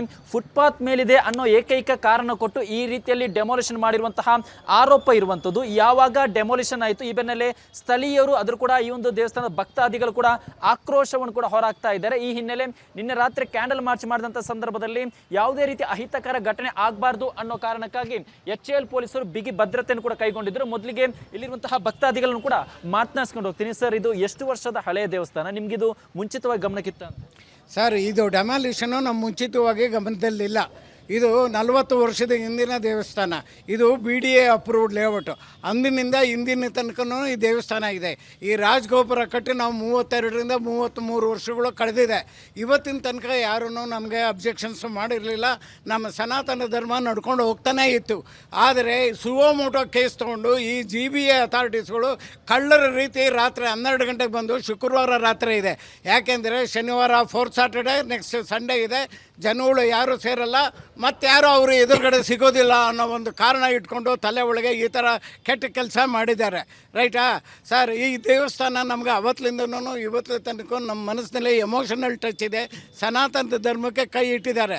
ನಾವು ಕಂಪ್ಲೇಂಟ್ ಕೊಟ್ಟಿದ್ದರೂ ಸಹಿತ ಸಾಕಷ್ಟು ಬಫರ್ ಝೋನು ಮತ್ತು ಇಲ್ಲೀಗಲ್ ಕನ್ಸ್ಟ್ರಕ್ಷನ್ಸ್ನ ಇವರು ಮುಟ್ಟಿಲ್ಲ. ಕಂಪ್ಲೇಂಟ್ ಇದೆ, ಜನಗಳಿಗೆ ತೊಂದರೆ ಆಗ್ತಾ ಇದೆ, ಇಲ್ಲಿ ಓಡಾಡೋದಕ್ಕೆ ತೊಂದರೆ ಆಗ್ತಾ ಅಂಥ ಜಾಗಗಳು ಕಂಪ್ಲೇಂಟ್ ಇಲ್ಲದೇ ಇದ್ದರೂ ಸಹಿತ ಸುವೋಮೋಟೋ ವಿತೌಟ್ ಎನಿ ನೋಟಿಸಸ್ ಹೇಗೆ ಬಂದು ಇಲ್ಲಿ ಹೊಡಿತಾರೆ ಸರ್ ಇವರು? ಇದು ಅನ್ಯಾಯ ಅಲ್ವಾ? ಇನ್ನು ನಮ್ಮ ಸನಾತನ ಧರ್ಮಕ್ಕೆ ಪೆಟ್ಟಲ್ವಾ ಇದು? ಇದರಲ್ಲಿ ಯಾವ ರಾಜಕೀಯ ಇದೆ, ಯಾರು ಇನ್ವಾಲ್ವ್ ಆಗಿದ್ದಾರೆ ನಮಗೆ ಗೊತ್ತಿಲ್ಲ. ಬಟ್ ನಮ್ಮ ದೇವಸ್ಥಾನ ನಮಗೆ ಉಳಿಸ್ಕೊಡ್ಬೇಕು ನೀವುಗಳು ದಯವಿಟ್ಟು. ಸರ್, ಈಗ ಈ ಒಂದು ದೇವಸ್ಥಾನ ಜೊತೆ ಭಾವನಾತ್ಮಕವಾಗಿ ನಂಟು ಹೊಂದಿದ್ದೀರಿ ಅಂತಂದರೆ ಈ ಒಂದು ಡೆಮಾಲಿಷನ್ ಮಾಡೋ ಸಂದರ್ಭದಲ್ಲಿ ವಿರೋಧ ವ್ಯಕ್ತಪಡಿಸಿಲ್ವಾ ಅಂತ? ಸರ್, ವಿರೋಧ ವ್ಯಕ್ತಪಡಿಸಬೇಕಾದ್ರೆ ರಾತ್ರಿ ನಂತರ ಬಂದುಬಿಟ್ಟು 12 ಗಂಟೆ ರಾತ್ರಿ ಬಂದು ಹೊಡೆಯೋಕ್ಕೆ ಸ್ಟಾರ್ಟ್ ಮಾಡಿದ್ದಾರೆ ಸರ್. ಇಮಿಡಿಯೇಟಾಗಿ ನಾವು ಬಂದಿದ್ದೀವಿ. ನಾವು ಇದು ಮಾತ್ರ ಅಲ್ಲ, ಇಲ್ಲಿ ಲಿಟಿಗೇಷನ್ ಇರೋ 7 ಫ್ಲೋರ್ 8 ಫ್ಲೋರ್ ಇದಿದೆ, ಬಿಲ್ಡಿಂಗ್ಸ್ ಇದೆ. ಅದಕ್ಕೆ ಅವರು ಪರ್ಮಿಷನ್ ಕೊಡ್ತಾ ಇದ್ದಾರೆ ಕಾವೇರಿ ನೀರಿಗೂ ಡ್ರೈನೇಜ್ಗೆ. ಅದೆಲ್ಲ ಬಿಟ್ಬಿಟ್ಟು ಎಷ್ಟೊಂದು ಕಂಪ್ಲೇಂಟ್ ಮಾಡ್ತಿದ್ದೀವಿ ಡೈಲಿ ನಾವು. ಸೀನಿಯರ್ ಸಿಟಿಸನ್ಸ್ ಇಲ್ಲಿ ಎಂಕ್ರೋಚ್ಮೆಂಟ್ ಮಾಡ್ತಾ ಇದ್ದಾರೆ ಫುಟ್ಪಾತ್ಗೆ ಅಂತ ಕಂಪ್ಲೇಂಟ್ ಮಾಡಿ ನಾವೇ ಪ್ರೊಟೆಸ್ಟ್ ಮಾಡ್ತಾ ಇದ್ದರೆ ಅದನ್ನೆಲ್ಲ ಬಿಟ್ಬಿಟ್ಟು ಅದರಲ್ಲಿ ಮಾಡೋಕ್ಕಾಗಲ್ಲ ಅಂತ ಅವರಿಗೆಲ್ಲ ದುಡ್ಡು ಸಿಗಿರಬೇಕು, ನಮ್ಗೆ ಗೊತ್ತಿಲ್ಲ. ಇಲ್ಲಿ ಬಂದುಬಿಟ್ಟು ದೇವಸ್ಥಾನ ಮುಟ್ಬಿಟ್ಟು ನಮಗೆಲ್ಲ ಎಷ್ಟು ಇದಿರಬೇಕು ಹೇಳಿ ಸರ್? ಸರ್, ಈಗ ಪ್ರಾಬ್ಲಮ್ ಏನು ಅಂದರೆ ಇವರು ಸೆಲೆಕ್ಟೆಡ್ ಡಿಸ್ಟ್ರಕ್ಷನ್ಸ್ ಮಾಡ್ತಾ ಇದ್ದಾರೆ ಸರ್, ಯೂನಿವರ್ಸಲ್ ಆಗಿ ಮಾಡ್ತಾ ಇಲ್ಲ. ನಾವು ಇದೇ ಹೋರಾಟನ ಸುಮಾರು 2 ವರ್ಷದಿಂದ ಮಾಡ್ತಾಯಿದ್ದೀರಿ. ಏನಕ್ಕೆ ಅಂದರೆ ಸೀನಿಯರ್ ಸಿಟಿಸನ್ಸ್ ಆಗಿರ್ಬೋದು, ಹೆಂಗಸರಾಗಿರ್ಬೋದು, ಮಕ್ಕಳಾಗಿರ್ಬೋದು ಓಡಾಡೋ ಸ್ಥಿತಿ ನಮ್ಮ ಲೇಔಟಲ್ಲಿ ಇಲ್ಲ. ಇದು ACS layout, aero engine cooperative society ಅಂತ, ಪ್ಯೂರ್ಲಿ ರೆಸಿಡೆನ್ಷಿಯಲ್ ಲೇಔಟು. ಈಗ ಇದು ಪ್ಯೂರ್ಲಿ ರೆಸಿಡೆನ್ಷಿಯಲ್ ಉಳ್ಕೊಂಡಿಲ್ಲ. ಏನಕ್ಕೆ ಅಂದರೆ number of PGs co livings ಎಲ್ಲ ಬಂದಿದೆ. ಎಲ್ಲ 8 ಫ್ಲೋರ್ ಅಪ್ರೂವಲ್ಸ್ ಇದೆ ಸರ್. ಯಾರು ಅದ್ರ ಬಗ್ಗೆ ಪ್ರಶ್ನೆ ಮಾಡ್ತಲ್ಲ. ನಾವೇ ರಿಟರ್ನ್ ಕಂಪ್ಲೇಂಟ್ಸು, ಸೀನಿಯರ್ ಸಿಟಿಸನ್ಸ್ ಎಲ್ಲ ರಿಟರ್ನ್ ಕಂಪ್ಲೇಂಟ್ಸ್ ಕೊಟ್ಟಿದ್ದೀರಿ. CMಗೆ, DCMಗೆ, BBMP ಕಮಿಷನರ್ಗೆ ಎಲ್ಲರಿಗೂ ಕೊಟ್ಟಿದ್ದೀರಿ. ಅದ್ರ ಮೇಲೆ ಒಂದು ಆ್ಯಕ್ಷನು ತೊಗೊಂಡಿಲ್ಲ. ಇದು without notice, without any further ಯಾರಿಗೂ ತೊಂದರೆನೂ ಇಲ್ಲ. ಇದರಿಂದ ವಿತೌಟ್ ನೋಟಿಸ್ ಬಂದು ರಾತ್ರಿನೇ ಗೋಪುರದ ಮೇಲೆ ಕೈ ಇಕ್ಕಿ JCB ಬಿಟ್ಟಿದ್ದಾರೆ ಸರ್. ಸರ್, ಈಗ ನೀವು ಕೂಡ ಅವಾಗಲೇ ಆಕ್ರೋಶಭರಿತವಾಗಿ ಮಾತನಾಡ್ತಾ ಇದ್ರಿ, ಅಂದರೆ ನಮ್ಮ ಭಾವನೆಗೆ ಧಕ್ಕೆ ಆಗಿದೆ ಅಂತ. ಬಟ್ 15 ದಿನ ಮುಂಚಿತ ನಿಮ್ಗೇನಾದರೂ ಇವರು GB ಆದವರು ನೀವೇ ಡೆಮಾಲಿಷನ್ ಮಾಡಿ ಅಂತ ಏನಾದರೂ ಇನ್ಫಾರ್ಮ್ ಮಾಡಿದ್ರಾ? ಇಲ್ಲ, ನಾವೇನು ಮಾಡಿಲ್ಲ ಸರ್. ನಮ್ಮನ್ನು ಪಬ್ಲಿಕ್ ಗೊತ್ತಿರೋಗೆ ನಾವು ಮಾಡಿಲ್ಲ. ಯಾಕಂದರೆ ದಯವಿಟ್ಟು ಎಲ್ಲರಲ್ಲಿ ವಿನಂತಿ ಏನಂದರೆ ಇದು ಭಾರತ ದೇಶ, ಪಾಕಿಸ್ತಾನ ಅಲ್ಲ, ಹಿಂದೂ ದೇಶ. ನಮ್ಮ ಹಿಂದುತ್ವವನ್ನು ಉಳಿಸ್ಕೋಬೇಕು ಸರ್. ದಯವಿಟ್ಟು ಅದಕ್ಕೆ ಸಹಕಾರ ನೀಡಿ, ಇದಕ್ಕೆ ತೊಂದರೆ ಮಾಡಬೇಡಿ. ಏನೋ ನೀವು ಕೆರೆಗಳು ನುಂಗಿ, ಗೌರ್ಮೆಂಟ್ ಸರ್ಕಾರವನ್ನು ಇದನ್ನು ನುಂಗಿ, ಏನು ಬೇಕಾದ್ರೂ ನುಂಗಿ, ತೊಂದರೆ ಇಲ್ಲ. ಪಬ್ಲಿಕ್ ಯಾರೂ ಕೇಳ್ತಾ ಇಲ್ಲ. ನಾವು ನಮ್ಮ ಹಿಂದೂ ದೇವಸ್ಥಾನಗಳನ್ನ ಉಳಿಸಿ ಸರ್. ಇದು ಪಾಕಿಸ್ತಾನ ಅಲ್ಲ, ಇಂಡಿಯಾ. ದಯವಿಟ್ಟು ಎಲ್ಲರಲ್ಲೂ ವಿನಂತಿ. ಮತ್ತಷ್ಟು ಅವರು ಕೂಡ ಮಾತನಾಡಿಸ್ಕೊಂಡು ಹೋಗ್ತೀನಿ. ಸರ್ ಹೇಳಿ. ಸರ್, ಇದು ಕಂಪ್ಲೀಟಾಗಿ ದೇವಸ್ಥಾನನೇ ಟಾರ್ಗೆಟ್ ಮಾಡ್ತಾ ಇದ್ದಾರೆ. ಇದು ಬರೀ ದೇವಸ್ಥಾನನೇ ಮಾಡ್ತಾ ಇದ್ದಾರೆ. ಬೇರೆ ಕಡೆ ಎಲ್ಲ ಕಡೆನೂ ಬೇರೆ ಬೇರೆ ಏನೇನೋ ಇಲ್ಲಿಗಲ್ ಇದ್ರದ್ದು ಮಾಡಬೇಕು, ಬಿಲ್ಡಿಂಗ್ಸ್ ಮಾಡಬೇಕು. ಅದು ಬಿಟ್ಬಿಟ್ಟು ಇಲ್ಲಿ ನಮ್ಮ ಭಾರತದಲ್ಲಿ ಅದು ಬಂದು ದೇವಸ್ಥಾನ, ಅದು ನಮ್ಮ ಏರಿಯಲ್ಲಿ ಇವಾಗ ನಮ್ಗೆ ಏನೇ ಮನಸ್ಸಿಗೆ ತೊಂದರೆ ಆಗಲಿ ಏನೇ ಆದ್ರೂ ಬರೋದು ನಾವು ದೇವಸ್ಥಾನಕ್ಕೆ. ದೇವಸ್ಥಾನದ ಗೋಪುರ ತಲೆ ಇದ್ದಂಗೆ, ದೇವರ ಹತ್ರ ಹೋದ್ರೂ ಗೋಪುರ ನೋಡ್ಕೊಂಡು ನಾವು ಹೋಗ್ತೀವಿ. ಇವತ್ತು ಆ ತಲೆನೇ ತೆಗೆದಿದ್ದಾರೆ. ಇದು ಸರಿ ಇಲ್ಲ. ಇದು ನಿಜವಾಗ್ಲೂ ಹೇಳ್ತಾ ಇದ್ದೀನಿ, ಇದು ಒಳ್ಳೇದಲ್ಲ. ಅದು ಹೇಳ್ದೆ ಕೇಳದೆ ಮಾಡಿದ್ದಾರೆ, ರಾತ್ರಿ ಮಾಡಿದ್ದಾರೆ. ಯಾಕೆ? ಯಾರು ಬರಬಾರ್ದು, ಏನು ತೊಂದರೆ ಕೊಡಬಾರ್ದು ಅಂತ. ಇದು ಸರಿಯಲ್ಲ. ದೇವಸ್ಥಾನ ಮುಟ್ಟಬಾರ್ದು ಭಾರತ ದೇಶದಲ್ಲಿ. ಇದು ನಿಜವಾಗ್ಲೂ ಇದು ಸರಿಯಲ್ಲ. ಇದು ಅದೇ ಸರ್, ನಮ್ಮ ರೆಸಿಡೆನ್ಸ್ ಹೇಳಿದ ಥರ ಇದು 100% ರಾಂಗ್. ನಮ್ಮ ಸ್ನೇಹಿತರು ಹೇಳಿದ ಥರ ಇದಕ್ಕೊಂದು ನೋಟಿಸ್ ಇಲ್ಲ, ಒಂದು ಟೈಮ್ ಫ್ರೇಮ್ ಇಲ್ಲ, ಏನು ಕೊಟ್ಟಿಲ್ಲ. ಇದೊಂದು ನಾವು ಒಂದೇ ಹೇಳ್ತೀವಿ, ಇಲ್ಲಿ ಮಿನಿಸ್ಟರ್ ಆಗಲಿ, ಎನ್ವೈರ್ಮೆಂಟ್ ಡಿಪಾರ್ಟ್ಮೆಂಟ್ ಮಿನಿಸ್ಟರ್ ಆಗಲಿ, ನಮ್ಮ ಬಡಾವಣೆ ಲೇಔಟು ಪ್ಲ್ಯಾನು ನಿಮ್ಮ ಟೇಬಲ್ ಮೇಲೆ ಇಟ್ಕೊಳ್ಳಿ. ನೋಡಿ ಎಲ್ಲೆಲ್ಲಿ ಎಂಕ್ರೋಚ್ಮೆಂಟ್ ಆಗಿದ್ದು ಸ್ವಲ್ಪ ದಯವಿಟ್ಟು ಇನ್ಫಾರ್ಮೇಷನ್ ಗ್ಯಾದರ್ ಮಾಡಿಕೊಳ್ಳಿ. ಎಷ್ಟು ಕಂಪ್ಲೇಂಟ್ಸ್ ಹೋಗಿದೆ ಲಾಸ್ಟ್ 3 years, ಎಷ್ಟೋ ಕಂಪ್ಲೇಂಟ್ಸ್ ಹೋಗಿದೆ, ಫೈಲ್ಸ್ ಹಂಗೆ ಬಿಡ್ತಾ ಟೇಬಲ್ ಮೇಲೆ ಇದೆ. ದೇವಸ್ಥಾನ ಉಳಿಸಿ, ದೇವಸ್ಥಾನ ಉಳಿಸಿ, ದೇವಸ್ಥಾನ ಉಳಿಸಿ ನೋಡಿ ಈ ತರ ಇದೀಗ ಪ್ರತಿಭಟನೆ ಮಾಡ್ತಾ ಇರುವಂತದ್ದು. ಅಂದ್ರೆ ದೇವಸ್ಥಾನದ ಉಳಿಸುವಂತೆ ಈಗಾಗಲೇ ಇಲ್ಲಿರುವಂತಹ ಜನರು ಭಕ್ತಾದಿಗಳು ದೇವಸ್ಥಾನ ಉಳಿಗೋಗ ಹೋರಾಟವನ್ನು ಮಾಡ್ತಾ ಇದ್ದಾರೆ. ಮತ್ತೊಂದು ಕಡೆಯಲ್ಲಿ ಈಗಾಗಲೇ ಇಲ್ಲಿರುವಂತಹ ಸ್ಥಳೀಯವಾಗಿರುವಂತಹ ಪೊಲೀಸರು ಕೂಡ ಬಿಗಿ ಭದ್ರತೆಯನ್ನು ಕೈಗೊಂಡಿದ್ದಾರೆ. ಈಗಾಗಲೇ ಈ ಒಂದು ಸ್ಥಳೀಯರ ಆರೋಪ ಏನಂದ್ರೆ ಜಿಬೆ ಏಕಾಏಕಿ ಡೆಮೋಲಿಷನ್ ಮಾಡಿದೆ, ಇದು ಕೇವಲ ಇಲ್ಲಿಗೆ ಮಾತ್ರ ಅಪ್ಲೈ ಆಗುತ್ತಾ, ಹಿಂದೂ ದೇವಸ್ಥಾನಕ್ಕೆ ಮಾತ್ರ ಅಪ್ಲೈ ಆಗುತ್ತಾ ಅನ್ನೋ ಪ್ರಶ್ನೆಯನ್ನು ಮಾಡ್ತಾ ಇದ್ದಾರೆ. ಜೊತೆಗೆ ಈ ಒಂದು ಸ್ಥಳದಲ್ಲಿ ಯಾವುದೇ ರೀತಿ ಅಹಿತಕರ ಘಟನೆ ಆಗಬಾರ್ದು ಅನ್ನೋ ನಿಟ್ಟಿನಲ್ಲಿ ಕೂಡ ಈಗಾಗಲೇ HAL ಪೊಲೀಸರು ಕೂಡ ಸ್ಥಳದಲ್ಲೇ ಬಿಗಿ ಭದ್ರತೆಯನ್ನು ಕೈಗೊಂಡಿದ್ದಾರೆ. ಜೊತೆಗೆ ಜನರ ಹೋರಾಟ ಅಂದ್ರೆ ಮುಂದುವರೆದಿದೆ. ನೋಡ್ತಾ ಇರ್ಬೋದು, ನಿನ್ನೆಯಿಂದಲೂ ಕೂಡ ರಾತ್ರಿಯಿಂದಲೂ ಕೂಡ ಜನರು ಹೋರಾಟವನ್ನು ಮಾಡ್ತಾ ಇದ್ದಾರೆ. ನಿಮಗೆ ಆ ಒಂದು ಡೆಮೋಲಿಷನ್ ಆಗಿರುವಂತಹ ಚಿತ್ರವನ್ನು ಕೂಡ ತೋರಿಸ್ತಾ ಹೋಗ್ತೀನಿ. ನೋಡ್ತಾ ಇರ್ಬೋದು, ಈ ರೀತಿಯಲ್ಲಿ ಫುಟ್ಪಾತ್ ನಲ್ಲಿ ಅನ್ನೋ ಕಾರನ್ನು ಕೊಟ್ಟು ಈ ರೀತಿಯಲ್ಲಿ 30 ವರ್ಷದ ಹಳೆಯದಾಗಿರುವಂತಹ ಈ ಗೋಪುರವನ್ನು ಕೆಡವು ಹಾಕಿರುವಂಥದ್ದು. ಎಲ್ಲಂದರಲ್ಲೂ ಕೂಡ ಅವಶೇಷಗಳು ಬಿದ್ದಿದೆ. ಜನರು ಭಾವನಾತ್ಮಕವಾಗಿ 4 ದಶಕಗಳಿಂದ ಎಮೋಷನಲ್ ಕನೆಕ್ಟ್ ಆಗಿರುವಂತಹ ದೇವಸ್ಥಾನದ ಪರಿಸ್ಥಿತಿ ಇದು. ಈ ರೀತಿ ಆದರೆ ನಾವು ಏನು ಮಾಡೋದು? ಇವರ ಪ್ರಶ್ನೆ ಆಕ್ರೋಶಕ್ಕೆ ಮತ್ತೊಂದು ಕಾರಣ ಏನಂದ್ರೆ, ಇದೇ AS ಲೇಔಟ್ ಸುತ್ತಮುತ್ತ ಒಂದಿಷ್ಟು ಬಿಲ್ಡಿಂಗ್ಗಳು ಡೆಮೋಲಿಷನ್, ಒಂದಿಷ್ಟು ಅಕ್ವೇಜ್ ಅಂದ್ರೆ ನಿಯಮವನ್ನು ಉಲ್ಲಂಘನೆ ಮಾಡಿದ್ರು, ಅದು ಕೂಡ ಒತ್ತುವರಿಯಾಗಿ ಸಂಬಂಧಪಟ್ಟ ಹಾಗೆ ದೂರು ಕೊಟ್ಟಂತ ಸಂದರ್ಭದಲ್ಲಿ ಯಾವುದೇ ರೀತಿ ಕ್ರಮ ಕೈಗೊಂಡಿಲ್ಲ. ಬಟ್ ದೇವಸ್ಥಾನದ ವಿಚಾರವಾಗಿ ಈ ರೀತಿಯಲ್ಲಿ ತರಾತುರಿಯಲ್ಲಿ ಕ್ರಮ ಕೈಗೊಂಡಿರೋದು, ಜೊತೆಗೆ ಅದನ್ನು ಡೆಮಾಲಿಷನ್ ಮಾಡಿದ್ರು ಎಷ್ಟು ಸರಿ ಅನ್ನೋ ಆಕ್ರೋಶ ಭರಿತ ಪ್ರಶ್ನೆಯನ್ನು ಮಾಡ್ತಾ ಇರುವಂತದ್ದು. Ashwini. Right Sattar, thank you ಡೀಟೇಲ್ಸ್ಗೆ. ಮಹದೇವಪುರದ ACS ಲೇಔಟ್ನಲ್ಲಿ ಇರುವಂತಹ ದೇವಸ್ಥಾನ ಸುಮಾರು 40 ವರ್ಷಗಳ ಹಿಂದೆ ನಿರ್ಮಾಣ ಆದಂತಹ ದೇವಸ್ಥಾನ. ಆ ದೇವಸ್ಥಾನದ ರಾಜಗೋಪುರ ಅಂದ್ರೆ ಫ್ರಂಟ್ ಈ ರಸ್ತೆಗೆ ತಾಗಿಕೊಂಡೇ ಇದ್ದಂತಹ ಒಂದು ಗೋಪುರ, ಆ ಗೋಪುರ ಫುಟ್ಪಾತ್ ಮೇಲೆ ಇದೆ ಅನ್ನುವಂಥ ಕಾರಣವನ್ನ ನೀಡಿ ಈಗ GBA ಡೆಮಾಲಿಷ್ ಮಾಡಿದೆ. ಇನ್ನೇನು ಸಾಲು ಸಾಲು ಹಬ್ಬಗಳು ಬರ್ತಾ ಇದೆ. ಈ ಹಬ್ಬಗಳು ಬರುವಂಥ ಸಂದರ್ಭದಲ್ಲಿ ಬೆಲೆ ಏರಿಕೆ ಆಗೋದು ಸರ್ವೇ ಸಾಮಾನ್ಯ. ಆದರೆ ಈಗ ಈ ಬೆಲೆ ಏರಿಕೆಯ ಮಧ್ಯದಲ್ಲಿ ಮತ್ತೊಂದು ರಾಜ್ಯದ ಜನರಿಗೆ ಶಾಕಿಂಗ್ ನ್ಯೂಸ್. ಜನಸಾಮಾನ್ಯರಿಗೆ ಮತ್ತೆ ದರ ಏರಿಕೆಯ ಬರೆ. ಸಾಲು ಸಾಲು ಹಬ್ಬಗಳಿಗೂ ಮುನ್ನ ಸಕ್ಕರೆ ಕಹಿಯಾಗ್ಬಿಟ್ಟಿದೆ. ಜಸ್ಟ್ 5 ದಿನದಲ್ಲಿ ಸಕ್ಕರೆ ಬೆಲೆ ದುಬಾರಿ ಆಗಿದೆ. 5 ದಿನದಲ್ಲಿ 15ರಿಂದ 20 ರೂಪಾಯಿ ಹೆಚ್ಚಳ ಆಗಿದೆ. ಈಗ 1 kg ಸಕ್ಕರೆಯ ಬೆಲೆ 68ರಿಂದ 75 ರೂಪಾಯಿ ಇದೆ. ತರಹೇವಾರಿ ಸಕ್ಕರೆಯ ಬೆಲೆ 68ರಿಂದ 75 ರೂಪಾಯಿವರೆಗೂ ಕೂಡ ಮಾರಾಟ ಆಗ್ತಾ ಇದೆ. ಕೇವಲ 5 ದಿನದಲ್ಲಿ ಇದು ಹೆಚ್ಚಳ ಆಗಿರೋದು. 15ರಿಂದ 20 ರೂಪಾಯಿ ಹೆಚ್ಚಳ ಆಗಿದೆ. 53, 55, 58 ರೂಪಾಯಿಗೆಲ್ಲ ಸಕ್ಕರೆ ಸಿಗ್ತಾ ಇದ್ರೆ ಈಗ ಸರಿಸುಮಾರು 15-20 ರೂಪಾಯಿ ಹೆಚ್ಚಳ ಆಗಿರೋದು 1 kg ಸಕ್ಕರೆ ಬೆಲೆ. ಸಗಟು ಮಾರುಕಟ್ಟೆಯಲ್ಲೂ ಕೂಡ ದರ ಏರಿಕೆಯ ಬರೆ. ಕ್ವಿಂಟಾಲ್ ಬೆಲ್ಲದ ಬೆಲೆಯೂ ಕೂಡ ಈಗ 2,000 ರೂಪಾಯಿಗೆ ಏರಿಕೆ ಆಗಿದೆ. ಹೊರಗಡೆ ಮಾರ್ಕೆಟ್ ವರ್ಷ ಎಲ್ಲ ಈ ಟೈಮಲ್ಲಿ ಹಿಂದೆ ಏನು ರೇಟ್ ಇತ್ತು 200-300 ಕಮ್ಮಿ ಆಗ್ತಿತ್ತು ಸರ್. ಹೊರಗಡೆ ಮಾರ್ಕೆಟಲ್ಲಿ ಎಲ್ಲೂ ಬೆಲ್ಲ ಇಲ್ಲ. ಸಕ್ಕರೆ ರೇಟು ಜಂಪ್ ಆಗ್ತಾ ಇದರಿಂದ ದಿನ ರೇಟು ಏರ್ತಾ ಐತೆ. ಶುಗರ್ ಮೇಲೆ ಡಿಪೆಂಡ್ ಆಗಿ ಹೊರಗಡೆ ಮಾರ್ಕೆಟು ಆಯ್ತಾ ಇರೋದು. ಮಂಡ್ಯ ಮಾರ್ಕೆಟಲ್ಲಿ ಈಗ ಫುಲ್ ಸೀಸನ್ನು, ಆ ಉದ್ದೇಶದಿಂದ ಜಂಪ್ ಆಯ್ತಾ ಇದೆ ಸರ್. ಇವು 1 ವಾರದಿಂದ ಇನ್ನೇನು 10 ಗಾಡಿ 15 ಗಾಡಿ ಬರ್ತಿದ್ದು ಸರ್. ಇವತ್ತು 6-7 ಗಾಡಿ ಬರ್ತಾಯಿದೆ. ಕಡಿಮೆ ಆಗಿದೆ. ಹಾಂ, ಅದಕ್ಕೋಸ್ಕರ ಬೆಲೆ ಜಾಸ್ತಿ ಆಗಿದೆ. ಹೌದು, ಸಕ್ಕರೆ ಮೇಲೆ ಡಿಪೆಂಡ್ ಸರ್. ಇದು ಮೈನ್. ಎಷ್ಟು ಕ್ವಿಂಟಾಲ್ ಬರ್ತಿತ್ತು? ಏನಿಲ್ಲ ಸರ್, ಮಂಡ್ಯ ಮಾರ್ಕೆಟ್ ಹೊರಗಡೆ ಮಾರ್ಕೆಟ್ಗಳಲ್ಲಿ ಅರಿವಸಿಲ್ಲ.